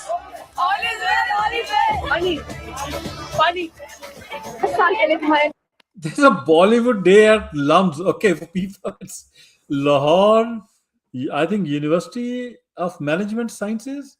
It's a Pakistani university. Lums is a very accredited, and they have a Bollywood day. Amazing. Oh my God, what's going on with Pakistan? नाम पे दिया जलाया था और उसे आज तक बुझने नहीं दिया एक चुटकी सिंदूर की कीमत People need to understand it's not only Akhand Bharat, but they are selling a philosophy. They're selling an idea that our version of civilization is better than yours. And they're selling this idea in Pakistan to the Pakistanis that you will never be accepted in the wider Muslim Ummah. You will never ever be accepted. They will always see you as a Hindu convert, nothing more. And they're saying the only real place you ever have is under the caste system. You know, all the conflicts, not just limited to Sindh. We're talking Balochistan, we're talking about this so-called Pakistan, Taliban. These kind of entities don't exist. This is Hindutva. You fundamentally have to understand this is Hindutva waging an imperialistic war for Hindu expansionism. In the Western world, Hindutva is aligning with far-right extremism, from the US to Europe and the UK, on the common grounds of Islamophobia, globally promoted by 9/11. I just stop it because, man, like, I am so glad Sardar Gurcharan Singh said it. I've been telling you, my Pakistani friends, you are not fighting Taliban. You are not fighting Baloch. You are not fighting Sindhis. Go and figure out where they're getting their funds from. As simple as that. Who are you fighting? You are fighting India. Anyways, we'll continue. With a toxic mix of propaganda, violence, and suppression. That's a threat for the Muslim community. We see it on social media where they are allying with far-right people from indigenous communities. And that means that the hatred towards Muslims is spreading in the West also because they're linking up with other groups who hate Muslims. 1.2 million British Muslims want Sharia law in our country. That is 1.2 million Muslims that need to leave. I can tell you right now, all these people like Tommy Robinsons of the world, they are all getting their money from our India, okay? All getting their money one way or the other from India. 90% of the Islamophobia in the West, you will find motherland, fatherland behind it. But yeah, it's just amazing. But there's no playing games anymore. We've had enough. We've tolerated it for too long. Hindutva never aligns itself with anybody.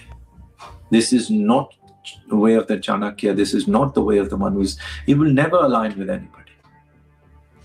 The words they are looking for is use.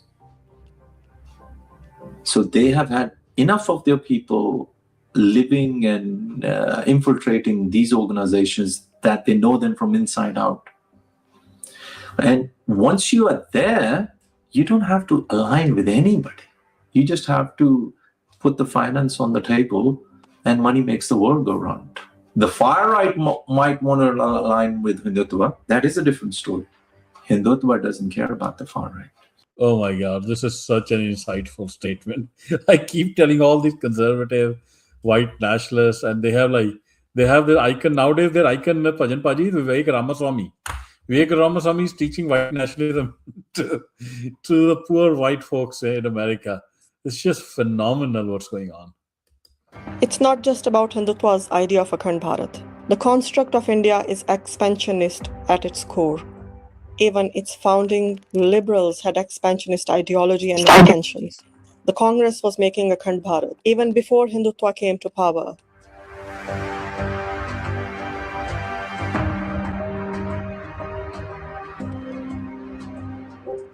The BJP has just removed the smokescreen. Akhand Bharat is a continuation of India's ongoing imperial project that started 75 years ago when the British left the newly founded state in Brahmin hands. Indira Gandhi was no different when it comes to atrocities on minorities and lower castes in India. When you see India as a political ideology, there is only one ideology they predominantly believe in, regardless of a political party, and that remains the caste system.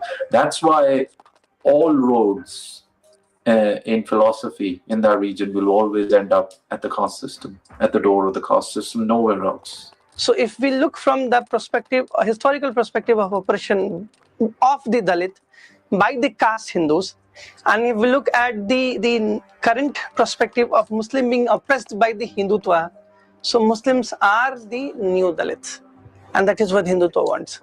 Muslim Dalits And that's what Muslims denied to be. Outrightly denied to be the outcasts. Outrightly denied to accept their existence as a lower social status. And the creation of Pakistan was actually the biggest revolt against Brahmin rule, biggest opposition to be classed as untouchable in the Hindu social status. But now, when the secular constitution of India has been practically revoked, when India has been saffronized to be a Hindu Rashtra, this is not the constitution that all its citizens had a covenant with.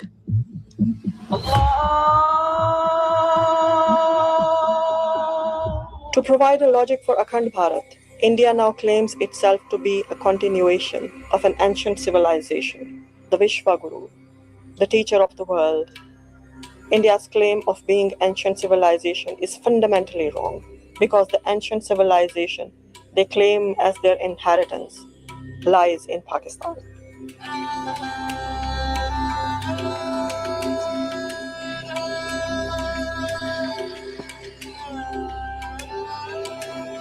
You must understand, Hindu is not an ism, Hindu is not a religion, Hindu is not a particular way of life as people are trying to define. Hindu is a land. Because of the land, people became Hindu. Because of the people, the civilization became Hindu. Because of the civilization, the nation became Hindustan. There is only one resistance, and that is Pakistan, created on the ideology of two-nation theory that denies unification of both cultural and religious identity of the people living in the subcontinent. There is no difference in the opinion among the political parties of India. They want to control South Asia, period. They want a hegemonic, hierarchical subsystem in South Asia, in that subsystem, India wants to rule. But very interesting that from day one, Pakistan became the challenger to that hegemonic dream of India. Although Pakistan is a much smaller country in everything, in population, in land, in economic strength, everything. But they have successfully challenged the Indian hegemony in South Asia. There would have been no political or social freedom movement in India if Pakistan was not created. Pakistan is the incentive. India's Dalits came together for Adi Dharam movement, demanding for registration of their separate religion. They demanded their separate religious identity in India. They thought, just like the Khalistan movement, just like Pakistan has already been created in the name of separate religion, if we gave them their separate religion, they would demand for their separate country too. They would lose Delhi, they would lose Punjab, South India would be lost. Because this movement had a covert intention to demand a separate homeland on the basis of religion, just like Muslims. So to create Akhand Bharat, they have to deconstruct Pakistan. To deconstruct Pakistan, they have to deconstruct two-nation theory. आध्यात्मिक जगत में पाकिस्तान कोई वास्तविकता नहीं है। या तो उसका भारत में विलय होगा या पाकिस्तान इतिहास से समाप्त होगा, हमेशा के लिए समाप्त होगा। आज समय है इस्लाम के खिलाफ, इस्लाम के जिहाद के खिलाफ पूरी धरती को एकजुट करने का, पूरी धरती को लामबंद करने का। हिंदू राष्ट्र बहुत बड़ा स्वप्न है, वीर सावरकर का स्वप्न है, शिवाजी का स्वप्न है, लेकिन जो सपना हम सबकी आंखों में होना चाहिए, केवल अफगानिस्तान तक नहीं, हमें मक्का के उस मंदिर को भी लेना होगा जहां महादेव की गंगा जमजम के रूप में बहती है। अगर आपके पूजा स्थलों में मक्केश्वर महादेव का मंदिर नहीं आया, अगर आपने मक्केश्वर महादेव को नहीं जीता, तो धरती की कोई भी ताकत इस्लाम को कमजोर नहीं कर सकती। आपको कैंसर परवार वहां जाकर करना पड़ेगा जहां से सारा कैंसर फैलता है। Pakistan is the wall that's not letting saffron terror spill all across the region. Hindutvas aim to engulf the territories of its neighboring countries and beyond is an imminent threat, and the world needs to respond to it before it's too late. It's a battle of existence, a battle against saffron terror.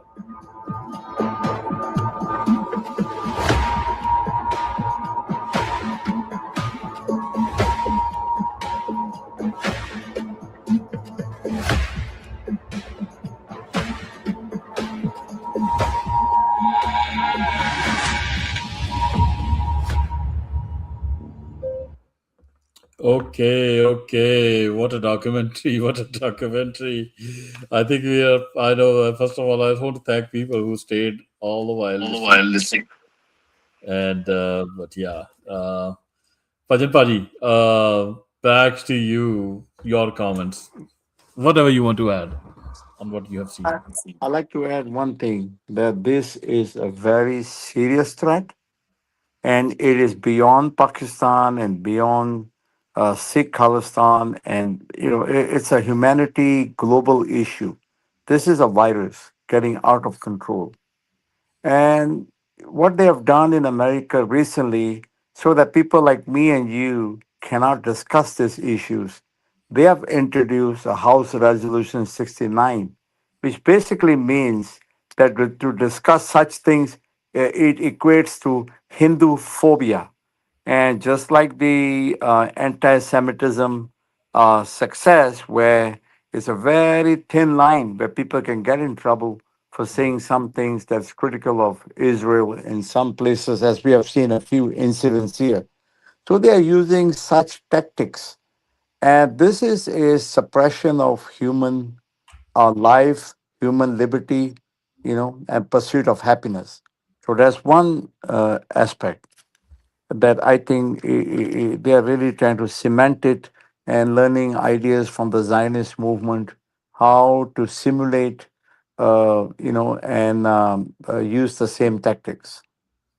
Panjapaji, I want to pull it back to, we'll come back to diaspora, but SGR here, I think he's a Pakistani praya apna. He asked a question, and I have my viewpoint, but I want to pick your brains or anybody else who wants to pitch in. Why do you think the Indian Muslims are not fighting back in the way you would expect, like 15% of the population? There are almost roughly 170 million Muslims in India, way more than what Sikhs are, but we don't see that. What do you think is the reason for that? I have my view, but I'm kind of trying to understand if you have an understanding. I know you have not lived in India for long. I have lived there long, so maybe I might have a more deeper understanding, but go ahead, please. If you have Well, I any. think they have a very late awakening, just like the Sikhs till they destroyed the Golden Temple. We were brainwashed into thinking in India that would never do wrong with its minorities, you know. So a lot of that kind of things has happened. And also, I think most of them are very, very in a very difficult position. Every aspect, they're caged, and that every segment of the Muslim society is monitored, and most of the Punjab Sikhs are following along those same lines too. Yeah. So there's total lack of freedom to really express your viewpoints, and those who do, they are so brutally, they're oppressed that they make an example. For example, there's a lady, Janelle Kaur, Chhattisgarh. She's fighting for her land, and she converted from the tribal to become a Sikh. She's not allowed to add the word Kaur to her name, and they are punishing her. Don't want any even local contractors to help to fix the house. That kind of society, and throwing bottles of liquor at her. She's been raped. Her father's been killed. Her brother's been killed. Their graves are right in her house. So this kind of tactics do prevent people from expressing themselves. But I'm Yeah. kind of disappointed that those who are free, especially in the diaspora community, the Muslims in America, the Sikhs in America and other places, they should be using every ounce of their breath and energy to free the situation, to better the plight of the Muslim, Yeah. Sikhs, Dalits. I mean, we should not even rest for 1 second, knowing such a deadly threat is developing, and it is going to be a threat to America. I mean, this we need to save our freedom here in America from this RSS. Yeah, I want to add to that to SR's question. SR, my understanding, okay, it might not be accurate. This is just my viewpoint. I think there are a couple of reasons why the Muslims in India are not able to mobilize. One is they are not geographically in one location, maybe except in Kashmir. Okay, so Kashmir, outside that, Muslims are in minority and they are dispersed all over India. So they don't have one place where they can attach their identity to, and these different Muslims have nothing to do with each other. So, for example, a Muslim of Bihar has nothing in common with a Muslim of Kerala. A Kerala Muslim is a totally different entity. Yes, they're following the same religion, and you might want to think that they are part of the same ummah, but the ground reality is they are very separate. Okay, their way of thinking, their way of behaving, even the level of oppression that they are facing is not the same. Okay, so today the most of the oppression of the Muslims is happening in the northern India, the cow belt that we call it, from Gujarat up till Bihar, and that oppression is not minor. It is like I have seen Muslims don't get so that is one. And so do you have Gujarati Muslims who were isolated and then kind of given the treatment. But imagine a Bihari Muslim has nothing in common with a Gujarati Muslim. And that is what the Indian state takes a lot of benefit of, because it's a big empire. You can suspend, rule of law, fundamental rights for a section of population, persecute it, conduct a genocide, and the other India will not even come to know, because they are not feeling the same heat. They will think, oh no, India is going okay. So this is the real, so India conducts genocide. That's how it gets away. So it conducted a genocide of Sikhs for like almost 1.5 decade. But rest of the India didn't even know. Leave India. The Sikhs who were living in the rest part of India in the big cities, they thought, no, India is fine. Like, what is the problem? Okay. So this is the power of an empire. So that's one reason. The other reason is the Muslim community is very, very what you call contrasted, in the sense it lives in extremes.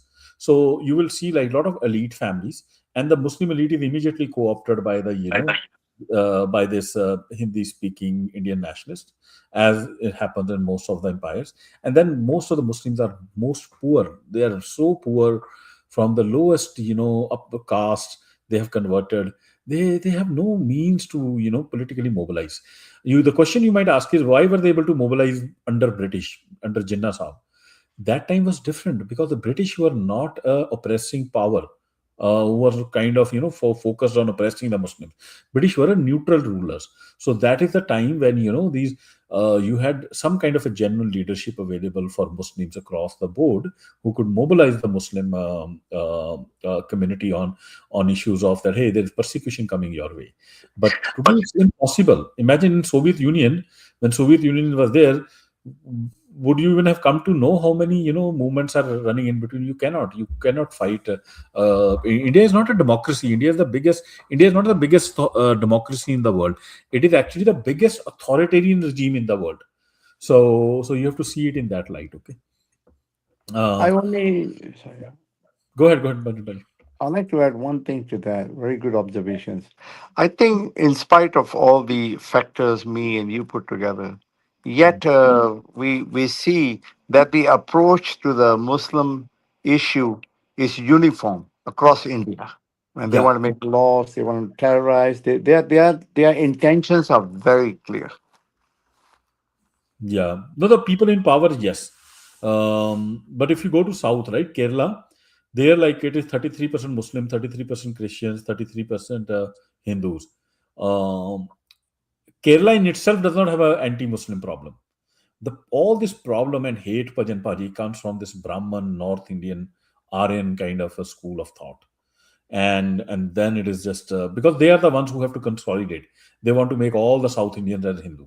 And one way, as the documentary was pointing out, is by creating that Muslims are your enemy. Now we need to unite. So they are poisoning the minds of Christians in Kerala, the Hindus in Kerala, against whom? The Muslims. So it's very, very sinister.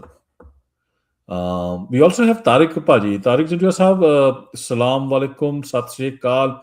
Welcome. Thank you for joining. हाँ जी, हाँ नहीं जी। बड़ी जबरदस्त I mean this documentary was very concise and to the point. I mean in a very short you know जिस तरह उन्हें start किया तो उसके बाद मैंने ऐसा लगा कि it would take you know she will miss major points, but I think she did a great job. They're pointing out, but the question is how these words could be reach out to the people. That's the question, and how it is possible. Yeah, my And take this is one. I think go there ahead. should be more to come with these kinds of documentaries. No, ਬਿਲਕੁਲ ਤਾਰਿਕ ਭਾਜੀ, but ਕਹਿੰਦੇ ਨਾ ਤੁੱਪ ਕੇ ਨਾਲ ਸਮੁੰਦਰ ਬਣਦਾ, ਠੀਕ ਹੈ, ਤਾਂ definitely once such a content is created which is so powerful and so accurate and so factual, I think ਸਾਡੀ ਸਾਰਿਆਂ ਦੀ ਜ਼ਿੰਮੇਵਾਰੀ ਬਣ ਜਾਂਦੀ ਹੈ ਕਿ ਅਸੀਂ ਜਿੰਨਾ ਸਾਡੇ 'ਚ ਜ਼ੋਰ ਹੈ ਇਹਨੂੰ ਰੀਟਵੀਟ ਕਰੀਏ, ਇਹਨੂੰ ਸਾਂਝਾ ਕਰੀਏ, ਇਹਨੂੰ ਵਾਇਰਲ ਕਰੀਏ। ਤੇ ਦੈਟ ਇਜ਼ ਵਾਈ ਜਦ ਇਹ ਆਈ ਡਾਕੂਮੈਂਟਰੀ ਮੈਂ ਦੇਖੀ ਹੈ ਤੇ ਮੈਂ ਉਸ ਟਾਈਮ ਮੈਂ ਕਿਹਾ ਇਹ ਤਾਂ ਬਣਦਾ। ਮੈਂ ਅੱਜ ਸਾਰਿਆਂ ਨੂੰ ਫੋਨ ਕੀਤੇ, ਦੇਖੋ ਸਾਰੇ ਵੀਰ ਇਕੱਠੇ ਹੋ ਗਏ, ਤੁਸੀਂ ਵੀ ਆ ਗਏ, ਭਜਨ ਭਾਜੀ ਵੀ ਆ ਗਏ, ਆਪਣਾ ਬੌਬੀ ਭਾਜੀ ਵੀ ਆ ਗਏ, ਸਾਰੇ ਆ ਗਏ। ਤੇ ਕੱਲ ਮੈਂ ਇਹਨਾਂ ਦੀ ਇੰਟਰਵਿਊ ਵੀ ਕਰ ਰਿਹਾ ਆਇਸ਼ਾ ਗਾਜ਼ੀ ਦੀ।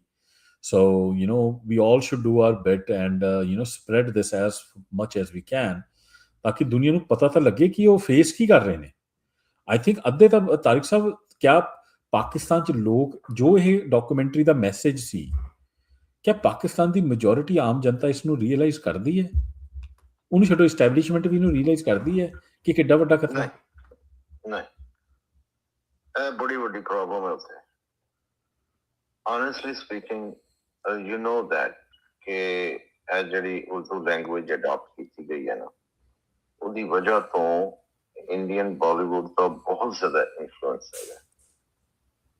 ਔਰ we can say all these things, but when there is a huge media, huge film industry that who actually is the face of India. I mean, let's not forget about it.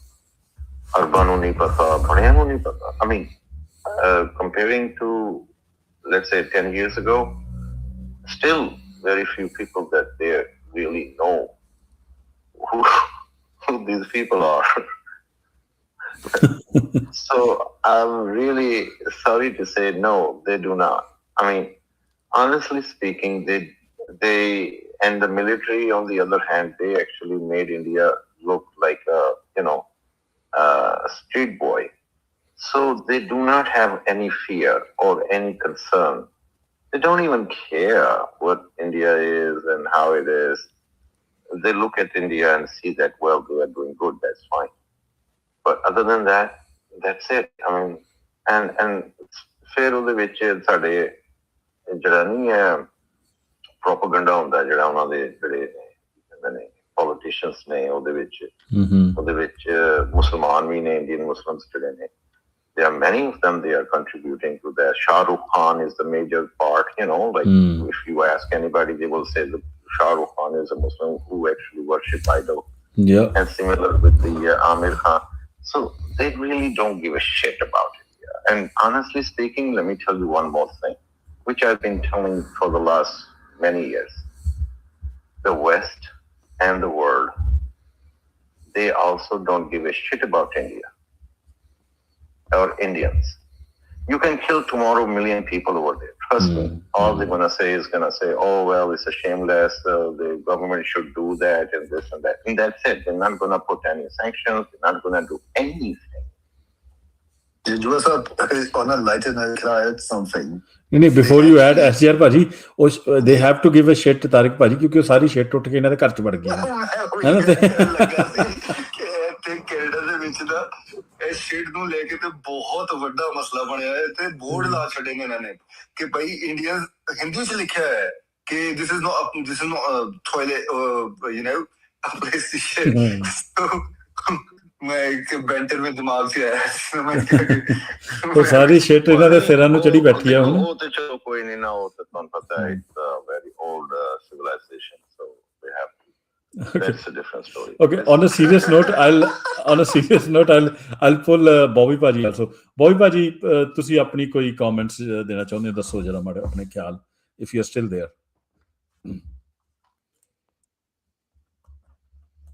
Actually ਮੈਂ ਥੋੜਾ ਜਿਹਾ out ਹੋ ਗਿਆ ਸੀ, ਪੂਰੀ documentary ਤੇ ਮੈਂ ਨਹੀਂ ਸੁਣ ਸਕਿਆ, ਪਰ ਜਿੰਨੀ ਵੀ ਡਾਕੂਮੈਂਟਰੀ ਦੇਖੀ ਹੈ it was N excellent work. ਔਰ ਪਾਕਿਸਤਾਨ ਦੇ ਉੱਤੇ ਡੈਫੀਨੇਟਲੀ ਕਈ ਵਾਰੀ ਬਹੁਤ ਔੜ ਲੱਗਿਆ ਕਿ ਉੱਥੇ ਵੀ ਇਹ ਲੋਕ ਇੰਨਾ ਪੈਨੇਟਰੇਟ ਕਰ ਚੁੱਕੇ ਨੇ। ਅਸੀਂ ਤੇ ਸੋਚਦੇ ਸੀ ਕਿ ਇਹ ਸਿੱਖਾਂ ਦੇ ਵਿੱਚ ਹੀ ਪੈਨੇਟਰੇਟ ਕੀਤਾ ਇਹਨਾਂ ਨੇ, ਤੇ ਪਾਕਿਸਤਾਨ ਦੇ ਅੰਦਰ ਜਾ ਕੇ ਉੱਥੇ ਤੱਕ ਪੈਨੇਟਰੇਟ ਕਰ ਰਹੇ ਨੇ। ਔਰ ਓਵਰਆਲ ਜਿਹੜੀ ਗੱਲ ਆਪਾਂ ਹਰਜੀਤ ਦੇਖੀਏ, ਮਤਲਬ ਬਿਲਕੁਲ ਇੱਕ ਫੇਕ ਰਿਲੀਜਨ ਆ, ਕੋਈ ਸਿਵਲਾਈਜੇਸ਼ਨ ਹੈ ਨੀ ਗੀ।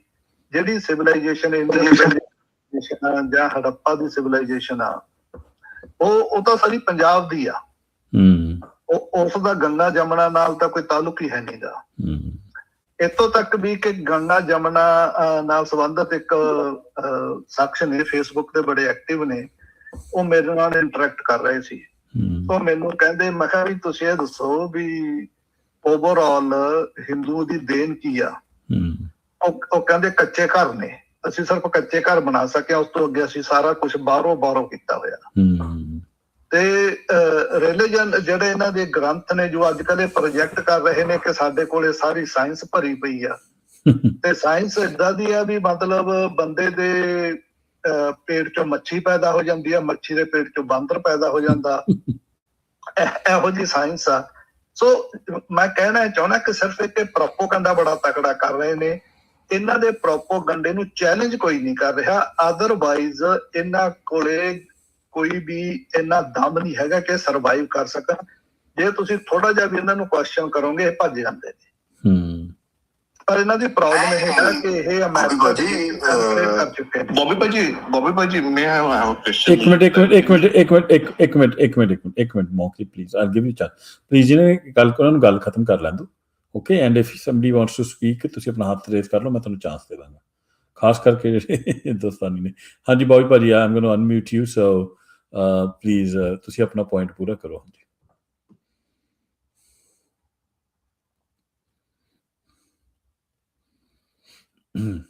ਬॉबी ਭਾਜੀ, ਆਪਣੀ ਗੱਲ ਪੂਰੀ ਕਰ ਲਓ ਤੁਸੀਂ।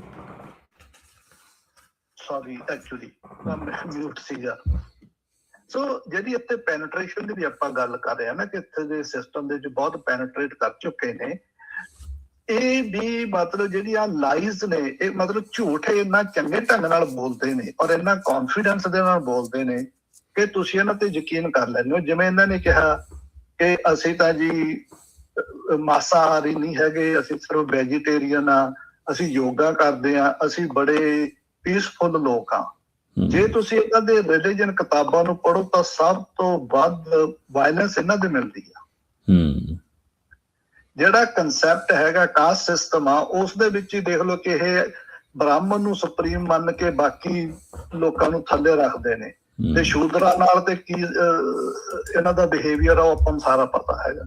ਸੋ ਬੇਸਿਕਲੀ ਮੇਰਾ ਕਹਿਣ ਦਾ ਕੁੱਲ ਮਿਲਾ ਕੇ ਇਹੀ ਆ ਕਿ ਇਹਨਾਂ ਨੂੰ ਕਾਊਂਟਰ ਨਹੀਂ ਕੀਤਾ ਜਾ ਰਿਹਾ, ਅਦਰਵਾਈਜ਼ ਮੈਨੂੰ ਲੱਗਦਾ ਇਹ ਸਰਵਾਈਵ ਨਹੀਂ ਕਰ ਸਕਦੇ। ਜੋ ਇਹ ਹਵਾ ਦੇ ਵਿੱਚ ਛੱਡ ਰਹੇ ਨੇ, ਇਹ ਸਿਰਫ ਹਵਾ ਦੇ ਵਿੱਚ ਨੇ, ਗਰਾਊਂਡ ਦੇ ਉੱਤੇ ਵਰਕਆਊਟ ਨਹੀਂ ਹੋਣਾ। ਦੂਜੀ ਗੱਲ ਮੈਂ ਇੱਕ ਕਹਿਣੀ ਚਾਹੁੰਦਾ ਕਿ ਘਰ ਵਾਪਸੀ ਦਾ ਪ੍ਰੋਜੈਕਟ ਕਦੇ ਸਿਰੇ ਲੱਗ ਹੀ ਨਹੀਂ ਸਕਦਾ, ਕਿਉਂਕਿ ਹਿੰਦੂਇਜ਼ਮ ਜਿਹੜਾ ਹੈਗਾ ਉਹ ਕਾਸਟ ਸਿਸਟਮ ਦੇ ਉੱਤੇ ਬਿਲੀਵ ਕਰਦਾ। ਹੁਣ ਜਿਹੜੇ ਮੁਸਲਮਾਨ ਨੇ, ਈਸਾਈ ਨੇ, ਜਾਂ ਇਵਨ ਸਿੱਖ ਨੇ, ਜਿਹੜੇ ਸੋਚਦੇ ਨੇ ਕਿ ਉਹਨਾਂ ਨੂੰ ਮੁੜ ਕੇ ਹਿੰਦੂ ਬਣਾਇਆ ਜਾਵੇ, ਤੇ ਉਹਨਾਂ ਨੂੰ ਇਹ ਬ੍ਰਾਹਮਣ ਤੇ ਬਣਾਉਣ ਨਹੀਂ ਲੱਗੇ, ਉਹਨਾਂ ਨੂੰ ਬਣਾਉਣਗੇ ਕੀ ਸ਼ੂਦਰ, ਤੇ ਕੋਈ ਵੀ ਬੰਦਾ ਸ਼ੂਦਰ ਬਣਨ ਨੂੰ ਤਿਆਰ ਆ। ਸੋ ਜਿਹੜੀ ਘਰ ਵਾਪਸੀ ਵਾਲਾ ਪ੍ਰੋਜੈਕਟ ਵੀ ਆ, ਉਹ ਬਹੁਤਾ ਕਾਮਯਾਬ ਨਹੀਂ ਹੋਣ ਲੱਗਿਆ। ਬॉबी ਭਾਜੀ, ਤੁਸੀਂ ਅੰਡਰ ਐਸਟੀਮੇਟ ਕਰ ਰਹੇ ਹੋ, ਗਊ ਦਾ ਮੂਤ ਪੀਣ ਨੂੰ ਤਿਆਰ ਹੋ ਰਹੇ ਤੇ ਸ਼ੂਦਰ ਬਣਨ ਨੂੰ ਕਿਉਂ ਨਹੀਂ ਤਿਆਰ ਹੋਣਗੇ? ਵੀ ਕੌਣ ਗਊ ਦਾ ਮੂਤ ਪੀਣ ਨੂੰ ਤਿਆਰ ਹੋ ਰਿਹਾ? ਹਰਿਆਣੇ ਦੇ ਸਾਰੇ ਜਾਟ ਲੱਗੇ ਹੋਏ ਆ। ਮੇਰੇ ਖਿਆਲ ਤੇ ਨਹੀਂ, ਜਿੰਨਾ ਕਿ ਮੈਨੂੰ ਪਤਾ ਤਾਂ ਨਹੀਂ। ਸੌਰੀ, ਮੈਂ ਜੋਕ ਕਰ ਰਿਹਾ, ਮਜ਼ਾਕ ਕਰ ਰਿਹਾ, but you are absolutely right. ਉਹ ਜਿਹੜੀ ਡਾਇਕੋਟਮੀ ਹੈ ਨਾ, I think the documentary also pointing that out ਕਿ the concept is inherently ਹੀ contradictory ਹੈ ਕਿ ਜੇ ਤੁਸੀਂ ਕਹਿਣਾ ਘਰ ਵਾਪਸੀ, ਘਰ 'ਚ ਸਾਰੇ ਬਰਾਬਰ ਹੁੰਦੇ ਆ, ਕਿਹੜੇ ਘਰ 'ਚ ਵਾਪਸੀ? ਉਸ ਘਰ 'ਚ ਵਾਪਸੀ ਕਿ ਤੁਸੀਂ ਚੌਥੇ ਨੰਬਰ ਤੇ ਹੈ। ਠੀਕ ਹੈ, ਤਾਂ ਇਹ ਕਿਹੜਾ ਘਰ ਵਾਪਸੀ ਹੋਈ ਕਿ ਭਾਈ ਤੁਸੀਂ ਮੇਰੇ ਸਲੇਵ ਬਣ ਜਾਓ? ਇਹ ਤਾਂ basically you are making somebody your slave by using very clever language and ਉਹਦੇ 'ਚ ਇੱਕ ਆਇਡੈਂਟੀਟੀ ਕ੍ਰਾਈਸਿਸ ਕ੍ਰੀਏਟ ਕਰਕੇ। ਪਰ ਮੈਂ ਇੱਕ ਗੱਲ ਕਰਨੀ ਚਾਹੁੰਦਾ ਬਾਈ ਭਾਜੀ, ਜਿਹੜੀ ਤਾਰਿਕ ਸਾਹਿਬ ਨੇ ਨਾ ਇੱਕ ਗੱਲ ਨੂੰ ਛੇੜਿਆ, ਬਹੁਤ ਹੀ ਡੀਪ ਗੱਲ ਸੀ ਉਹ। ਮੈਂ ਘੱਟ ਕਰਦਾ ਕਿਉਂਕਿ ਥੋੜੀ ਨਾ ਪੋਲੀਟੀਕਲ ਹੋ ਜਾਂਦੀ ਹੈ ਪਾਕਿਸਤਾਨ 'ਚ, ਕਿ ਇਹ ਜਿਹੜੀ ਉਰਦੂ ਭਾਸ਼ਾ ਇਹਨਾਂ ਨੇ ਜੋ ਫੜ ਲਈ ਹੈ ਨਾ, ਜਿੱਦਣ ਇਹਨਾਂ ਨੇ ਆਪਣੀ ਮਾਂ ਬੋਲੀ ਬੋਲਣੀ ਸ਼ੁਰੂ ਕਰ ਦਿੱਤੀ ਨਾ, ਅੱਧੀ ਤੋਂ ਜ਼ਿਆਦਾ ਇੰਡੀਆ ਉਦਣ ਹੀ ਖਤਮ ਹੋ ਜਾਏਗਾ। ਠੀਕ ਹੈ ਨਾ, ਇਹ ਜਿੱਦਣ ਇਹ ਗੱਲ ਨੂੰ ਸਮਝ ਗਏ, ਇਸ ਬੇਸ ਗੱਲ ਨੂੰ। ਤੇ ਐਨੀਵੇਜ਼ ਆਪਾਂ ਇਹਨਾਂ ਦੀ ਤੁਸੀਂ ਗੱਲ ਕੰਪਲੀਟ ਕਰੋ, ਫਿਰ ਮੈਂ ਤਾਰਿਕ ਸਾਹਿਬ, SJR ਭਾਜੀ ਤੇ ਫਿਰ ਮੈਂ ਸਾਰੀ ਤਾਰਿਕ ਭਾਜੀ ਉਹਨਾਂ ਤੋਂ ਮਾਫੀ ਮੰਗ ਲੈਣਾ, ਪਰ ਮੈਂ ਇੱਕ ਗੱਲ ਕਹਿਣੀ ਚਾਹਾਂਗਾ ਨਾ ਲੈਣ। ਜਦੋਂ ਇਹਨਾਂ ਬਾਰੇ ਆਪਣੇ USA ਦੇ ਜਾਂ ਵੈਸਟਰਨ ਮੀਡੀਆ ਦੇ ਵਿੱਚ ਵੀ ਕਿਹਾ ਜਾਂਦਾ ਨਾ ਉਰਦੂ ਸਪੀਕਿੰਗ ਪੰਜਾਬੀਜ਼, ਉਹ ਕਹਿੰਦੇ ਤਾਂ ਇਹਨਾਂ ਨੂੰ ਨੇ, ਸ਼ਰਮ ਮੈਨੂੰ ਆਉਂਦੀ ਆ। ਉਰਦੂ ਸਪੀਕਿੰਗ ਪੰਜਾਬੀਜ਼, ਪੰਜਾਬੀ ਹੋ ਕੇ ਯਾਰ ਤੁਹਾਨੂੰ ਉਰਦੂ ਸਪੀਕਿੰਗ ਬੋਲਿਆ ਜਾ ਰਿਹਾ। ਨਹੀਂ, ਇਹਨਾਂ ਨੂੰ ਹਲੇ ਸਮਝ ਨਹੀਂ ਆ ਰਹੀ ਕਿ ਉਰਦੂ ਤੇ ਹਿੰਦੀ ਇੱਕੋ ਹੀ ਭਾਸ਼ਾ ਹੈ। ਠੀਕ ਹੈ, ਡਿਫਰੈਂਟ ਨਹੀਂ ਹੈਗੀ। ਠੀਕ ਹੈ, ਤੇ ਇੱਕੋ ਹੀ ਭਾਸ਼ਾ, ਉਹ ਲਿਪੀ ਵਰਕ ਹੈ। ਠੀਕ ਹੈ, ਤੁਸੀਂ ਬਾਕੀ ਬੰਦੇ ਦੀ ਕਾਲ ਤੇ ਲੈ ਲਓ। ਹਾਂ, ਹਾਂਜੀ ਤਾਰਿਕ ਸਾਹਿਬ ਤੇ ਫਿਰ SJR ਤੇ ਫਿਰ ਆਪਾਂ ਮੌਕ ਕੋਲ ਜਾਵਾਂਗੇ। ਤਾਰਿਕ ਸਾਹਿਬ ਪਲੀਜ਼। ਅੱਛਾ, ਮੈਂ ਐਕਚੁਅਲੀ ਇਹ ਕਹਿਣਾ ਚਾਹ ਰਿਹਾ ਸਾਂ ਕਿ ਦੇਖੋ, ਪਾਕਿਸਤਾਨ ਵਾਸਤੇ ਜਿਹੜਾ ਨਾ, ਉਹ ਅਗਰ ਤੁਸੀਂ ਕੋਈ ਚੀਜ਼ ਮਿਹਰਬਾਨੀ ਕਰਨਾ ਚਾਹੁੰਦੇ ਹੋ ਤੇ ਤੁਹਾਨੂੰ ਕੋਈ ਡਾਕੂਮੈਂਟਰੀ ਬਣਾ ਕੇ ਪੰਜਾਬੀ ਦੇ ਵਿੱਚ, ਉਹ ਜਿਹੜੀ ਕਿ ਸਪੈਸੀਫਿਕਲੀ ਪਾਕਿਸਤਾਨੀਆਂ ਵਾਸਤੇ ਹੋਵੇ, ਜਿਹੜੇ ਚੜ੍ਹਦੇ ਲਹਿੰਦੇ ਵਾਲੇ ਨੇ।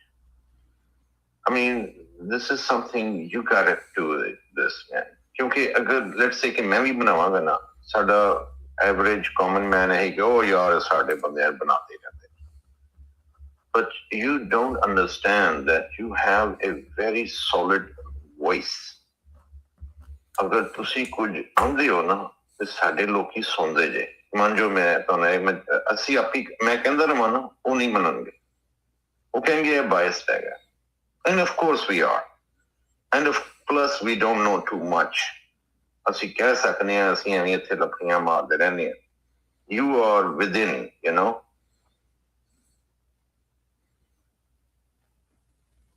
ਹਾਂ, ਤੁਹਾਡੀ ਆਵਾਜ਼ ਕੱਟ ਰਹੀ ਤਾਰਿਕ ਸਾਹਿਬ, ਬਟ ਤੁਹਾਡੀ ਗੱਲ ਬਿਲਕੁਲ ਆ ਗਈ ਹੈ।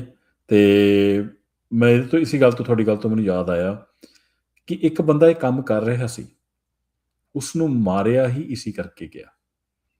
ਉਹਦਾ ਨਾਂ ਸੀ, ਹੈਗਾ ਗਾਇਕ ਸੀ ਉਹ, ਸਿੱਧੂ ਮੂਸੇਵਾਲਾ। ਉਹ ਕੀ ਕਰ ਰਿਹਾ ਸੀ, ਉਹ ਪੰਜਾਬ ਦਾ ਜਿਹੜਾ ਯੂਥ ਹੈ ਨਾ, ਉਹਦੇ ਗਾਣੇ ਮੈਂ ਨਹੀਂ ਸੁਣਦਾ, ਤੁਹਾਨੂੰ ਸੱਚੀ ਗੱਲ ਦੱਸਾਂ, ਮੈਨੂੰ ਉਹਦੇ ਗਾਣੇ ਪਸੰਦ ਵੀ ਨਹੀਂ ਹੈਗੇ। ਠੀਕ ਹੈ, ਬਟ ਸਬਕੌਂਸ਼ੀਅਸ ਲੈਵਲ ਤੇ ਉਹ ਜਿਹੜਾ ਇੱਕ ਕਹਿ ਲਓ ਉਹਦੇ ਜਿਹੜੇ ਗਾਣੇ, ਕਿਉਂਕਿ ਪਾਕਿਸਤਾਨ 'ਚ ਜ਼ਿਆਦਾ ਫੇਮਸ ਹੋ ਰਹੇ ਸੀ, ਇੱਧਰ ਵਾਲੇ ਪੰਜਾਬ ਨਾਲੋਂ ਜ਼ਿਆਦਾ ਪਾਕਿਸਤਾਨ 'ਚ ਉਹਦੇ ਗਾਣੇ ਜ਼ਿਆਦਾ ਫੇਮਸ ਸੀ। ਤਾਂ ਉਹ ਜਿਹੜੇ ਹੀ ਨਫ਼ਰਤ ਦੀ ਤਾਰ ਦੇ ਲਾ ਕੇ ਇੰਡੀਆ ਆਪਣਾ ਸਿਸਟਮ ਬਣਾ ਕੇ ਬੈਠਾ ਨਾ, ਉਹਨੂੰ ਬਹੁਤ ਵੱਡਾ ਥਰ ਲੱਗ ਰਿਹਾ ਸੀ ਤੇ ਉਹਨੇ ਪਾਕਿਸਤਾਨ ਜਾਣਾ ਸੀ। That broke the camel's back in my assessment, ਤੇ ਜਿਹੜਾ ਉਹਨੂੰ ਮਾਰਿਆ ਗਿਆ ਐਂਡ 'ਚ। ਐਨੀਵੇਜ਼, ਤੇ ਆਪਣਾ SJR ਭਾਜੀ, you go and then will go to monk and then will start wrapping up. ਭਾਜੀ ਮੈਂ ਨਾ ਥੋੜੀ ਕੰਟਰੋਵਰਸ਼ਲ ਗੱਲਾਂ ਕਰਨ ਲੱਗਾ ਜੇ। ਸਹੀ ਹੈ, ਇਹ ਤੇ ਇਹਨਾਂ ਦਾ ਪ੍ਰੋਪੇਗੈਂਡਾ ਜਿਹੜਾ ਨਾ, ਇਹ ਸਾਰਾ ਬੇਸਡ ਹੈਗਾ ਸੋਫਿਸਟਰੀ ਤੇ। ਠੀਕ ਹੈ, ਤੇ ਜਿਹੜੀ ਆਪਾਂ ਇੱਥੇ ਗੱਲ ਕਰ ਰਹੇ ਹਾਂ ਕਿ ਲੈਂਗੁਏਜ ਦੀ, ਤੁਸੀਂ ਲੈਂਗੁਏਜ ਨੂੰ ਵੈਪਨਾਈਜ਼ ਵੀ ਕਰ ਸਕਦੇ ਹੋ। ਹੁਣ ਮੈਂ ਜਦੋਂ ਮੈਂ ਇੰਗਲੈਂਡ ਤੋਂ ਹਾਂ ਬੇਸਿਕਲੀ, ਠੀਕ ਹੈ, ਪਰ ਜਦੋਂ ਦਾ ਮੈਂ ਕੈਨੇਡਾ ਆਇਆ ਨਾ, ਤੇ ਮੈਨੂੰ ਇਸ ਗੱਲ ਦਾ ਪਤਾ ਲੱਗਿਆ ਕਿ ਯਾਰ ਮੇਰੇ ਕੋਲ ਇੱਕ ਸੁਪਰ ਪਾਵਰ ਹੈਗੀ, ਮੈਂ 3-4 ਜ਼ਬਾਨਾਂ ਬੋਲ ਸਕਦਾ। ਠੀਕ ਹੈ, ਤੇ ਇਹ ਕਰਕੇ ਨਾ ਮੈਂ ਇਸ ਚੀਜ਼ ਨੂੰ ਆਪਣੀ ਲਾਈਫ 'ਚ ਵੀ ਅਜ਼ਮਾਇਆ ਹੈ। ਹੁਣ ਮੇਰਾ ਬੱਚਾ ਹੈ, ਉਹਨੂੰ ਵੀ ਮੈਂ ਸਾਰੀ ਜ਼ਬਾਨਾਂ ਸਿਖਾਉਣਾ। ਅਸੀਂ ਘਰ ਦੇ ਵਿੱਚ ਪੰਜਾਬੀ ਉਰਦੂ ਬੋਲਦੇ ਹਾਂ, ਸਹੀ ਹੈ, ਬਾਹਰ ਉਹਨੇ ਅੰਗਰੇਜ਼ੀ ਆਪੇ ਸਿੱਖ ਲੈਣੀ। ਠੀਕ ਹੈ, ਨਾਲੇ ਕੀ ਹੁੰਦਾ ਹੈ ਕਿ ਇੱਕ ਤੁਹਾਨੂੰ ਵੀ ਪਤਾ ਹੈ ਇਸ ਚੀਜ਼ ਦਾ, ਤੁਸੀਂ ਆਪ US 'ਚ ਬੈਠੇ ਹੋ, ਤੇ ਮੇਰੀ British English is different from what I speak in Canada. The point that I'm trying to make over here is this, that you could actually use and weaponize this think rather than, taking it as a problem. ਉਹ ਕਹਿੰਦੇ ਨੇ ਨਾ ਹਰ problem ਦੇ ਵਿੱਚ ਆਪਣਾ solution ਆਪ ਹੁੰਦਾ ਤੇ ਜੇ ਸਾਡੇ ਕੋਲ ਇੱਕ ਵੈਪਨ ਹੈਗਾ ਜਿਵੇਂ ਜੰਜੂਆ ਸਾਹਿਬ ਨੇ ਗੱਲ ਕੀਤੀ ਹੈ ਨਾ ਕਿ ਅਸੀਂ ਪ੍ਰੋਪੇਗੈਂਡੇ ਦਾ ਜਵਾਬ ਪ੍ਰੋਪੇਗੈਂਡੇ ਨਾਲ ਦੇ ਸਕਦੇ ਹਾਂ ਸਾਡੇ ਕੋਲ ਐਕਸਟਰਾ ਉਹ ਚੀਜ਼ ਹੈਗੀ ਐਡਵਾਂਟੇਜ ਹੈਗਾ ਇਸ ਚੀਜ਼ ਦਾ ਅਸੀਂ ਕਰਦੇ ਨਹੀਂ ਪਏ ਇਸ ਚੀਜ਼ ਨੂੰ ਲੈ ਕੇ ਨਾ ਮੈਨੂੰ ਉਹ ਹੁੰਦਾ ਹੈ ਮੈਂ ਇੰਨਾ ਪ੍ਰੋ ਖਾਲਿਸਤਾਨੀ ਨਹੀਂ ਹੈਗਾ ਸੀ ਮੈਂ ਕੈਨੇਡਾ ਆਉਣ ਤੋਂ ਬਾਅਦ ਪ੍ਰੋ ਖਾਲਿਸਤਾਨੀ ਹੋਇਆ ਜਦੋਂ ਮੇਰੇ ਇਰਦ ਗਿਰਦ ਸਾਰੇ ਮੇਰੇ ਯਾਰ ਬੇਲੀ ਜਿਹੜੇ ਨੇ ਉਹ ਉਹਨਾਂ ਨਾਲ ਗੱਲਬਾਤ ਕਰਕੇ ਕਿ ਮੈਨੂੰ ਲੋਕਾਂ ਨੇ ਆਪਣੀ ਮਤਲਬ ਆਪ ਦੀ ਕੀ ਸੁਣਾਈ ਮੈਂ ਯਕੀਨ ਕਰੋ ਕਿ ਮੈਂ ਐਸੇ ਬੰਦਿਆਂ ਨਾਲ ਵੀ ਮਿਲਿਆ ਜਿਹੜੇ ਗੱਲ ਕਰਦੇ ਕਰਦੇ ਨਾ ਅਥਰੂ ਉਹਨਾਂ ਦੇ ਅੱਖਾਂ 'ਚ ਆ ਗਏ ਸਨ ਤੇ ਮਤਲਬ ਏਜ ਦੇ ਵਿੱਚ ਵੱਡੇ ਸਨ ਮੇਰੇ ਤੋਂ ਠੀਕ ਹੈ ਪਰ ਗੱਲ ਜਿਹੜੀ ਮੈਂ ਕਰਨ ਚਾਹ ਰਿਹਾ ਜਿਵੇਂ ਤੁਸੀਂ ਕਿਹਾ ਕਿ ਸਿੱਧੂ ਮੂਸੇਵਾਲੇ ਦਾ ਮੈਂ ਤੁਹਾਨੂੰ ਦੱਸਾਂ ਕਿ ਤੁਸੀਂ ਆਪ ਇਹ ਗੱਲ ਕਰਤੀ ਕਿ ਜਿੰਨਾ ਉਹ ਆਪਣਾ ਪਾਕਿਸਤਾਨੀ ਪੰਜਾਬ 'ਚ ਮਸ਼ਹੂਰ ਸੀਗਾ ਨਾ ਇੰਨਾ ਉਹ ਇੰਡੀਆ 'ਚ ਵੀ ਨਹੀਂ ਮਸ਼ਹੂਰ ਹੈਗਾ ਸੀ ਤੇ ਕੀ ਹੈ ਕਿ ਇੱਕ ਬੰਦੇ ਨੇ ਇਨੀਸ਼ੀਏਟਿਵ ਤੇ ਲਿੱਤਾ ਨਾ ਇਹ ਪਾਕਿਸਤਾਨੀਆਂ ਨੂੰ ਅਕਲ ਕਿਉਂ ਨਹੀਂ ਆਉਂਦੀ ਪਾਕਿਸਤਾਨੀਆਂ ਤੋਂ ਨਹੀਂ ਮਾਰ ਸਕਦੇ ਨਾ ਇੰਡੀਅਨਸ ਨੇ ਆਰਾਮ ਨਾਲ ਤੁਹਾਡੇ ਕੋਲ ਇੱਕ ਲੈਂਗੁਏਜ ਦਾ ਵੈਪਨ ਹੈਗਾ ਤੁਸੀਂ ਮਤਲਬ ਲੋਕਾਂ ਨੂੰ ਅਵੇਅਰਨੈਸ ਦੇ ਸਕਦੇ ਹੋ ਹੁਣ ਇਹ ਸਤਲੁਜ ਮੂਵੀ ਬਣੀ ਹੈ ਸਹੀ ਹੈ ਅਸੀਂ ਸਾਰਿਆਂ ਨੇ ਵੇਖੀ ਹੈ ਉਹ ਇੰਡੀਆ 'ਚ ਉਹਨਾਂ ਨੇ ਬੈਨ ਕੀਤੀ ਹੈ ਕੀਤਾ ਉਹ ਕੀਤਾ ਤਮਾਸ਼ੇ ਲਾਏ ਨੇ ਸਹੀ ਹੈ ਪਰ ਕੀ ਹੈ ਕਿ ਇੱਕ ਬੰਦੇ ਨੇ ਉੱਠ ਕੇ ਇੱਕ ਇਨੀਸ਼ੀਏਟਿਵ ਲੈ ਲਿੱਤਾ ਉਹਨੇ ਕਰ ਦਿੱਤਾ ਉਹ ਹੁਣ ਹਰ ਬੱਚੇ ਨੂੰ ਪਤਾ ਲੱਗ ਗਿਆ ਕਿ ਯਾਰ ਕੀ ਹੋਇਆ ਸੀ ਇਹ ਚੀਜ਼ ਜਿਹੜੀ ਇਹਨਾਂ ਦੀ ਪਾਵਰ ਹੈ ਬਾਲੀਵੁੱਡ ਦੀ ਤੁਹਾਨੂੰ ਉਹਨੂੰ ਫਾਈਟ ਕਰਨਾ ਹੀ ਪੈਣਾ ਕਿਉਂਕਿ ਇੰਡੀਆ ਮੈਨੂੰ ਨਹੀਂ ਲੱਗਦਾ ਮੈਂ ਪਰਸਨਲੀ ਮੈਂ ਇੰਨੇ ਇੰਡੀਅਨਸ ਨੂੰ ਜਾਣਦਾ ਸਹੀ ਸਾਡੇ ਪੰਜਾਬੀਆਂ ਦੇ ਇਲਾਵਾ ਮੈਨੂੰ ਨਹੀਂ ਲੱਗਦਾ ਕੋਈ ਲੜ ਸਕਦਾ ਇਹਨਾਂ ਦੇ ਵਿੱਚ ਯਕੀਨ ਕਰੋ ਸ਼ੁਰੂ ਹੋਣ ਤੋਂ ਪਹਿਲਾਂ ਖਤਮ ਹੋ ਜਾਂਦੇ ਨੇ ਸਾਡਾ ਤੇ ਬੱਚਾ ਹੀ 6 ਫੁੱਟ ਦਾ ਪੈਦਾ ਹੁੰਦਾ ਸਹੀ ਹੈ ਤੇ ਇਹਨਾਂ ਦੀ ਸਾਰੀ ਸਟਰੈਂਥ ਜਿਹੜੀ ਹੈ ਉਹ ਬਾਲੀਵੁੱਡ 'ਚ ਭਰੀ ਪੜੀ ਹੈ ਤੇ ਤੁਸੀਂ ਰਲ ਮਿਲ ਕੇ ਯਾਰ ਕੋਈ ਆਪਣਾ ਇੱਕ ਫਰੰਟ ਤੇ ਕ੍ਰੀਏਟ ਕਰੋ ਨਾ ਮੀਡੀਆ ਨੂੰ ਕੰਟਰੋਲ 'ਚ ਲਾਓ ਇਜ਼ਰਾਈਲ ਇੰਨਾ ਜਿਹਾ ਹੈਗਾ ਉਹ ਸਾਰੀ ਦੁਨੀਆ ਦਾ ਮੀਡੀਆ ਉਹਨੇ ਕੰਟਰੋਲ ਕੀਤਾ ਹੈ ਪੂਰਾ ਵੈਸਟਰਨ ਮੀਡੀਆ ਉਹਨਾਂ ਦੇ ਥੱਲੇ ਲੱਗਿਆ ਹੈ ਤੇ ਤਾਂ ਹੀ ਤੇ ਉਹ ਸਾਰਾ ਕੁਝ ਕਰ ਰਹੇ ਨੇ ਇੰਡੀਆ ਐਗਜ਼ੈਕਟਲੀ ਉਹੀ ਚੀਜ਼ ਜਿਵੇਂ ਤੁਸੀਂ ਉਹ ਦੂਜੀ ਸਪੇਸ 'ਚ ਵੀ ਕਿਹਾ ਸੀ ਨਾ ਮਦਰਲੈਂਡ ਫਾਦਰਲੈਂਡ ਵਾਲੀ ਗੱਲ ਕੀਤੀ ਸੀ ਉਹ ਮਦਰਲੈਂਡ ਫਾਦਰਲੈਂਡ ਇੱਕੋ ਹੀ ਫਾਰਮੂਲਾ ਯੂਜ਼ ਕਰ ਰਹੇ ਨੇ ਆਪਣੀ ਸੋਫਿਸਟਰੀ ਸਾਰੀ ਜਿਹੜੀ ਹੈ ਉਹ ਪ੍ਰੋਪਗੇਟ ਕਰਦੇ ਨੇ ਅਸੀਂ ਬਹਿ ਕੇ ਜਿਹੜਾ ਬਸ ਕੀ ਕਹੀਏ ਬਸ ਫਿਰ ਕੋਈ ਗੁੱਸੇ ਵਾਲਾ ਵਰਡ ਹੀ ਨਿਕਲ ਜਾਣਾ ਮੂੰਹ ਤੋਂ ਪਰ ਮੇਰਾ ਇਹੀ ਪੁਆਇੰਟ ਹੈ ਕਿ ਭਾਈ ਜਿਹੜੀ ਚੀਜ਼ ਤੁਹਾਡੇ ਕੋਲ ਹੈ ਉਹਨੂੰ ਵੈਪਨਾਈਜ਼ ਕਰੋ rather than thinking of it as a problem Ajit sahib ਇੱਕ ਛੋਟੀ ਜਿਹੀ ਗੱਲ ਦੱਸਣੀ ਸੀ ਹਾਂਜੀ ਦੱਸੋ ਅਸਲ 'ਚ ਮੈਂ ਤੁਹਾਨੂੰ ਇੱਕ ਹੋਰ ਵੀ ਗੱਲ ਦੱਸਦਾ ਵਾਂ ਤੇ ਵਰਲਡ ਜਿਹੜੀ ਨਾ in whole as a whole ਜਿਹੜਾ ਨਾ they have no idea. You know why? Because they never had any position or status in the world affairs. They were never a superpower. They never actually came across and fought any other armies. I mean, only if you see the history is that everybody went over there to kick, have a fight over there. But they never went across any borders or boundaries or continents to conquer others. So therefore, you're not going to find, if you go to Europe or anywhere else, if you ask them Indian, they will say, well, it's a poor country, good people, they are very this and that, because they never had any kind of interaction with them until this Bollywood and others, that is a modern India. That is all what the modern India is like, that they have a cover and cloud. But again, see, there is another thing which I always think that why people don't really care about it, because historically they are, like harmless. ਤੁਸੀਂ documentary ਦਾ ਜਿਹੜਾ ਸਰਦਾਰ ਗੁਰਚਰਨ ਸਿੰਘ ਦੀ statement ਹੈ ਨਾ I think that is the key Tariq Sahib ਤੁਸੀਂ ਉਹਨੂੰ ਬਾਰ-ਬਾਰ ਸੁਣੋ that it is a projection, it's not a reality. The amount of genocides that are conducted in India ਦੇਖੋ 1.5 billion ਲੋਕ ਨੇ ਠੀਕ ਹੈ the amount of persecution the genocide killing that happen in India ਕਿਤੇ ਨਹੀਂ ਦਿਖਦੇ ਤੁਹਾਨੂੰ ਦੁਨੀਆ 'ਚ ਹੁੰਦੇ ਹੋਏ, ਜੇ ਤੁਸੀਂ ਨੰਬਰ ਨਾਲ ਦੇਖਣਾ ਸ਼ੁਰੂ ਕਰੋ ਉਹਨੂੰ। ਤੇ ਆ ਜਿਹੜਾ ਇੱਕ ਛਲਾਵਾ ਆ, we are peaceful, we are harmless, let us, and the moment you admit that, you are done, basically. That's the whole idea. You have to sell this, that I'm peaceful, I'm vegetarian, look, I can't do this. Look, even the Priyanka Chopra is selling that notion. How one-minded they are. Think of that. Okay, it's a strategy. It is not a reality born in what is actually happening on ground. ਜਿਹੜੀ persecution ਚੱਲਦੀ ਹੈ India 'ਚ 24 ਘੰਟੇ, ਥਾਣੇ ਤਾਂ ਦੇਖੋ ਨਾ India ਦੇ, the biggest highest amount of torture that is happening today in the world is in India. Go to the Thana in India, what's going on. India ਨੇ ਕਦੇ ਸਾਈਨ ਹੀ ਨਹੀਂ ਕੀਤੀ ਯੂਨਾਈਟਿਡ ਨੇਸ਼ਨ ਜਿਹੜੀ ਟ੍ਰੀਟੀ ਹੈਗੀ torture ਤੇ। ਕਿਉਂ ਨਹੀਂ ਕੀਤੀ? ਕਿਉਂਕਿ ਉਹਨਾਂ ਨੂੰ ਪਤਾ ਕਿ ਅਸੀਂ ਬੰਦ ਨਹੀਂ ਕਰਨਾ, ਠੀਕ ਹੈ ਨਾ। ਅੱਜ ਗੁਜਰਾਤ 'ਚ ਹੋਇਆ, ਇਹ ਕੀ ਪੀਸਫੁਲ ਸੀ? ਇਹ ਬੰਦਿਆਂ ਦਾ ਕੰਮ ਹੁੰਦਾ। Listen to them what they are telling you. ਉਹਨੂੰ ਪੁੱਛਿਆ ਕਿ ਕਰਨਾ ਕੀ ਚਾਹੀਦਾ ਮੁਸਲਮਾਨ ਨਾਲ, ਉਹ ਕਹਿੰਦਾ ਮਾਰਾ तो मन करता है उसका पेट काट के उसके पेट का बच्चा निकाल के उसको मारा जाए। तो he is not an aberration. Okay, ਇਹ ਇਸ ਲੈਵਲ ਦੀ ਹੇਟ ਕਦੇ ਸੁਣੀ ਹੈ? ਹੈਵ ਯੂ ਐਵਰ, ਤੁਸੀਂ ਕਦੇ ਪਾਕਿਸਤਾਨ 'ਚ ਜਿੰਨੇ ਮਰਜ਼ੀ ਪਾਗਲ ਘੁੰਮਦੇ ਹੋਣ, ਠੀਕ ਹੈ, ਤੁਹਾਨੂੰ ਲੱਗੇਗਾ ਕਿ ਕੋਈ ਬੰਦਾ ਆ ਕੇ ਐਂ ਕਹੇ ਪਾਕਿਸਤਾਨ ਦੇ ਨੈਸ਼ਨਲ ਟੀਵੀ ਤੇ ਢਿੱਡ ਪਾੜ ਕੇ ਉਹਦਾ ਬੱਚਾ ਕੱਢਣਾ, ਤੇ ਉੱਥੇ ਲੋਕ ਛਾਲਾਂ ਮਾਰਨ ਤੇ ਕਹਾਂ ਬਹੁਤ ਵਧੀਆ ਗੱਲ ਕਰ ਰਹੇ ਹਨ। ਇੱਥੇ ਤੁਹਾਨੂੰ IIT ਤੋਂ ਪੜ੍ਹੇ ਹੋਏ ਲੋਕ ਅੰਦਰ ਬੈਠੇ ਕਹਿ ਰਹੇ ਕਿ very good, this is the way to treat them.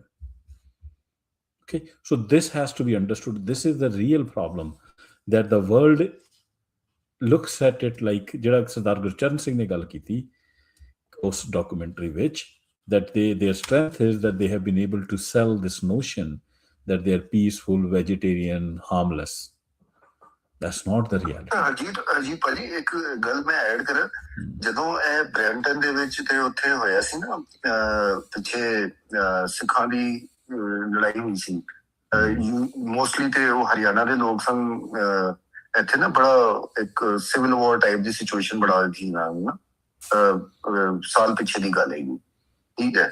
ਤੇ ਅਸੀਂ ਰਿਜਵੇ ਪਲਾਜ਼ਾ ਗਏ ਆ, ਮਿਸ ਸਾਗਾ ਦੇ ਕੋਲ ਕਰਕੇ ਆ, ਤੇ ਇਹ ਉੱਥੇ ਜਮਾ ਹੋ ਰਹੇ ਸਨ। ਉਹ ਯੂਜੂਅਲ ਸਸਪੈਕਟਸ, ਉਹ ਸਾਰਿਆਂ ਨੂੰ ਪਤਾ ਹੈ ਕਿ ਉਹ RSS ਦੇ ਬੰਦੇ ਨੇ, ਠੀਕ ਹੈ। ਤੇ ਇਹਨਾਂ ਨੇ ਨਾ ਉਹ ਕੀਤਾ ਆਪਣਾ, ਜਿਵੇਂ ਉਹ ਜਲਸਾ ਕਰਦੇ ਨੇ ਨਾ, ਸਹੀ ਜਮਾ ਹੋਏ ਨੇ ਤੇ ਉਹ ਐਡਰੈਸ ਕਰ ਰਹੇ ਸਾਰਿਆਂ ਨੂੰ ਨਾ, ਮੁੰਡੇ ਸਨ, ਮੋਸਟਲੀ ਸਟੂਡੈਂਟ ਹੈਗੇ ਸਨ, ਠੀਕ ਹੈ। ਤੇ ਉਹ ਉੱਥੇ ਤੁਸੀਂ ਜਿਹੜੀ ਗੱਲ ਕੀਤੀ ਹੈ ਨਾ ਕਿ ਮੁਸਲਿਮ, ਮਤਲਬ ਮੈਨੂੰ ਸਮਝ ਨਹੀਂ ਲੱਗੀ। ਮੈਂ ਸਿੱਖਾਂ ਨੂੰ ਵੀ ਲੜਦੇ ਵੇਖਿਆ, ਮੈਂ ਮੁਸਲਮਾਨਾਂ ਨੂੰ ਲੜਦੇ ਵੇਖਿਆ, ਮੈਂ ਕ੍ਰਿਸਚਨਸ ਨੂੰ ਵੀ ਲੜਦੇ ਵੇਖਿਆ ਸਾਰੀ ਜ਼ਿੰਦਗੀ, ਪਰ ਕੋਈ ਦੂਜਿਆਂ ਦੀ ਜਿਹੜੀ ਨਾ ਮਾਂ ਬਹਿਨ ਦੇ ਬਾਰੇ ਗੱਲ ਨਹੀਂ ਕਰਦਾ। ਉਹ ਭਾਈ ਤੂੰ अपनी आर्मी क्रिएट कर रहा है, तू उधर जाके उनको प्रिपेयर कर रहा है कि ਅਸੀਂ ਗੁਰਦੁਆਰੇ ਤੇ ਅਟੈਕ ਕਰਨਾ ਹੈ, ਬਕਾਇਦਾ ਤੁਹਾਨੂੰ ਪਤਾ ਹੈ ਪੂਰੀ ਫੋਰਸ ਲੱਗੀ ਹੈ ਇੱਥੇ।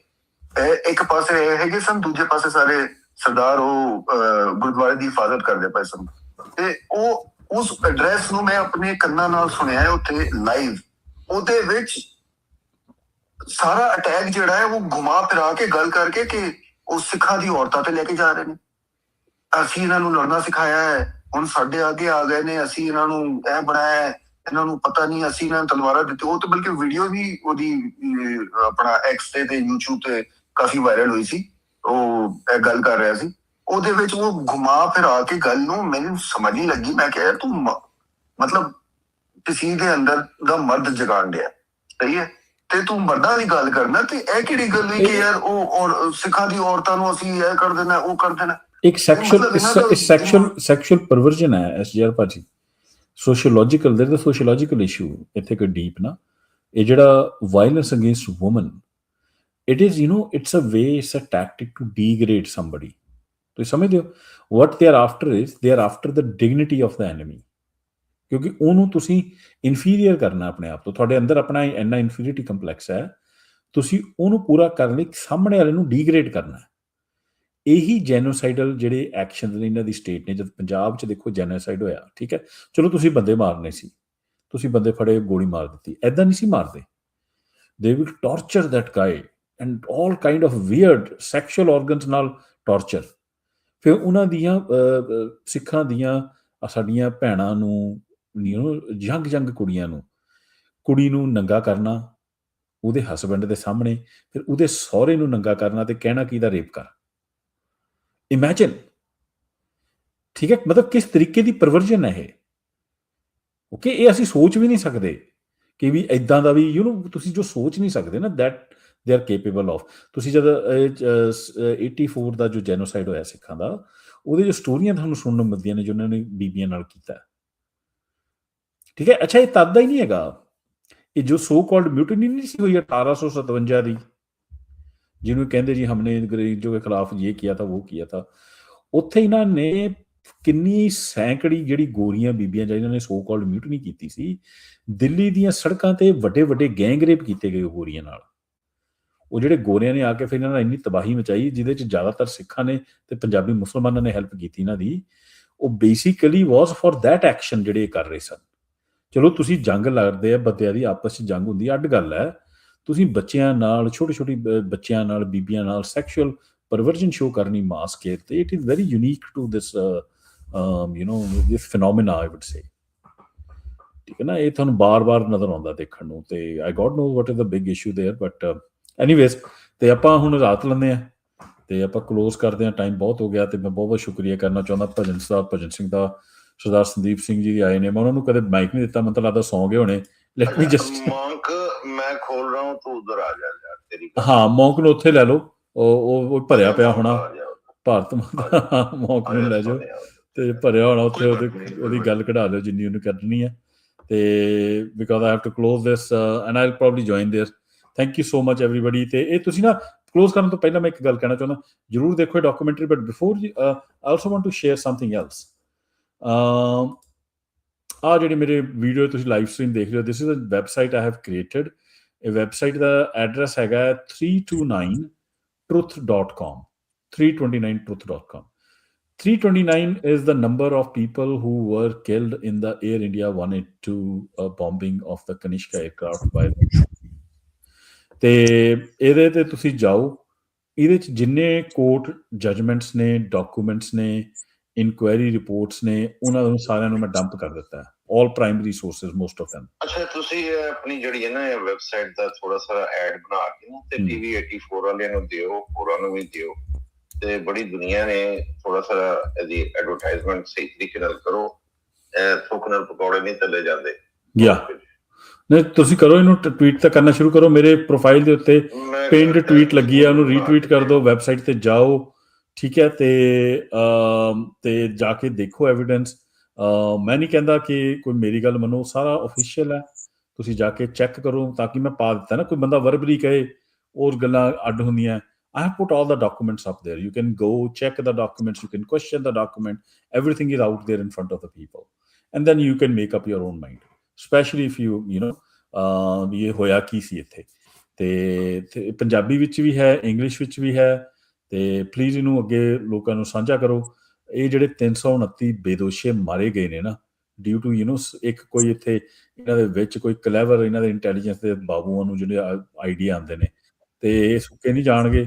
ਇਹ ਪਤਾ ਲੱਗੂਗਾ ਕਿਹਨੇ ਕੀਤਾ, and world will know one day who are the real people who did ਦਿਸ।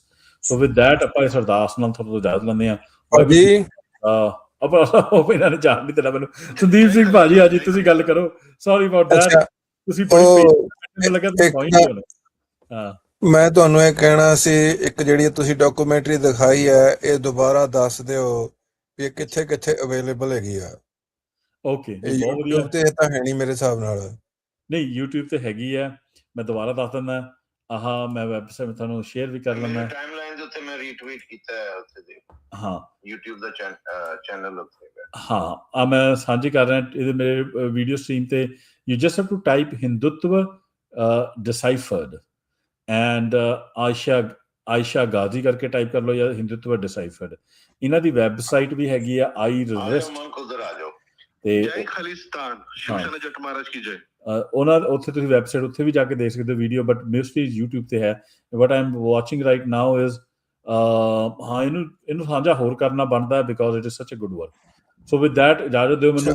ਦੂਜਾ ਜਿਹੜਾ ਭਾਜੀ ਗੱਲ ਕਰ ਰਹੇ ਸੀ ਨਾ, ਪਾਕਿਸਤਾਨੀ ਜਿਹੜੇ ਕਹਿ ਰਹੇ ਸੀ ਕਿ ਕਿਉਂ ਨਹੀਂ ਆ ਇੰਡੀਆ ਦੇ ਮੁਸਲਮਾਨ ਉੱਠਦੇ, ਉਹਦਾ ਜਿਹੜਾ ਕਾਰਨ ਹੈ ਉਹ ਅਲੱਗ-ਅਲੱਗ, ਤੁਹਾਡੀ ਗੱਲ ਵੀ ਠੀਕ ਹੈ ਵੀ ਅਲੱਗ-ਅਲੱਗ ਜਗ੍ਹਾ ਤੇ ਬੈਠੇ, ਕਈ ਜਗ੍ਹਾ ਮੈਜੋਰਿਟੀ ਨਹੀਂ ਸਿਵਾਏ ਕਸ਼ਮੀਰ ਦੇ, ਬਟ ਉਹਨਾਂ ਨੇ ਇੰਡੀਆ ਵਾਲੀ ਪ੍ਰੋਪੋਗੈਂਡਾ ਉਹਨਾਂ ਦੇ ਮਨ ਦੇ ਅੰਦਰ ਬੈਠਿਆ ਹੋਇਆ, ਉਹ ਵੀ ਆਪਣੇ ਆਪ ਨੂੰ ਇੰਡੀਅਨ ਸਮਝਦੇ ਆ ਤੇ ਉਹ ਚੀਜ਼ ਉਹਨਾਂ ਦੇ ਅੰਦਰ ਬੈਠੀ ਹੋਈ ਹੈ, ਔਰ ਫਾਈਨੈਂਸ਼ੀਅਲੀ ਵੀ ਬਹੁਤ ਵੀਕ ਹੈਗੇ ਆ।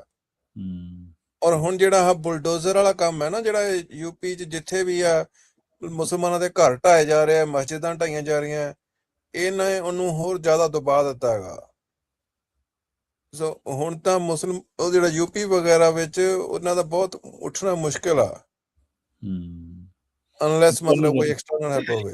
लातों के भूत ये बातों से नहीं मानेंगे, इनको इसी तरीके से ट्रीट करना पड़ेगा मुसलमानों को। Oh my God. Oh my God. कौन कहता?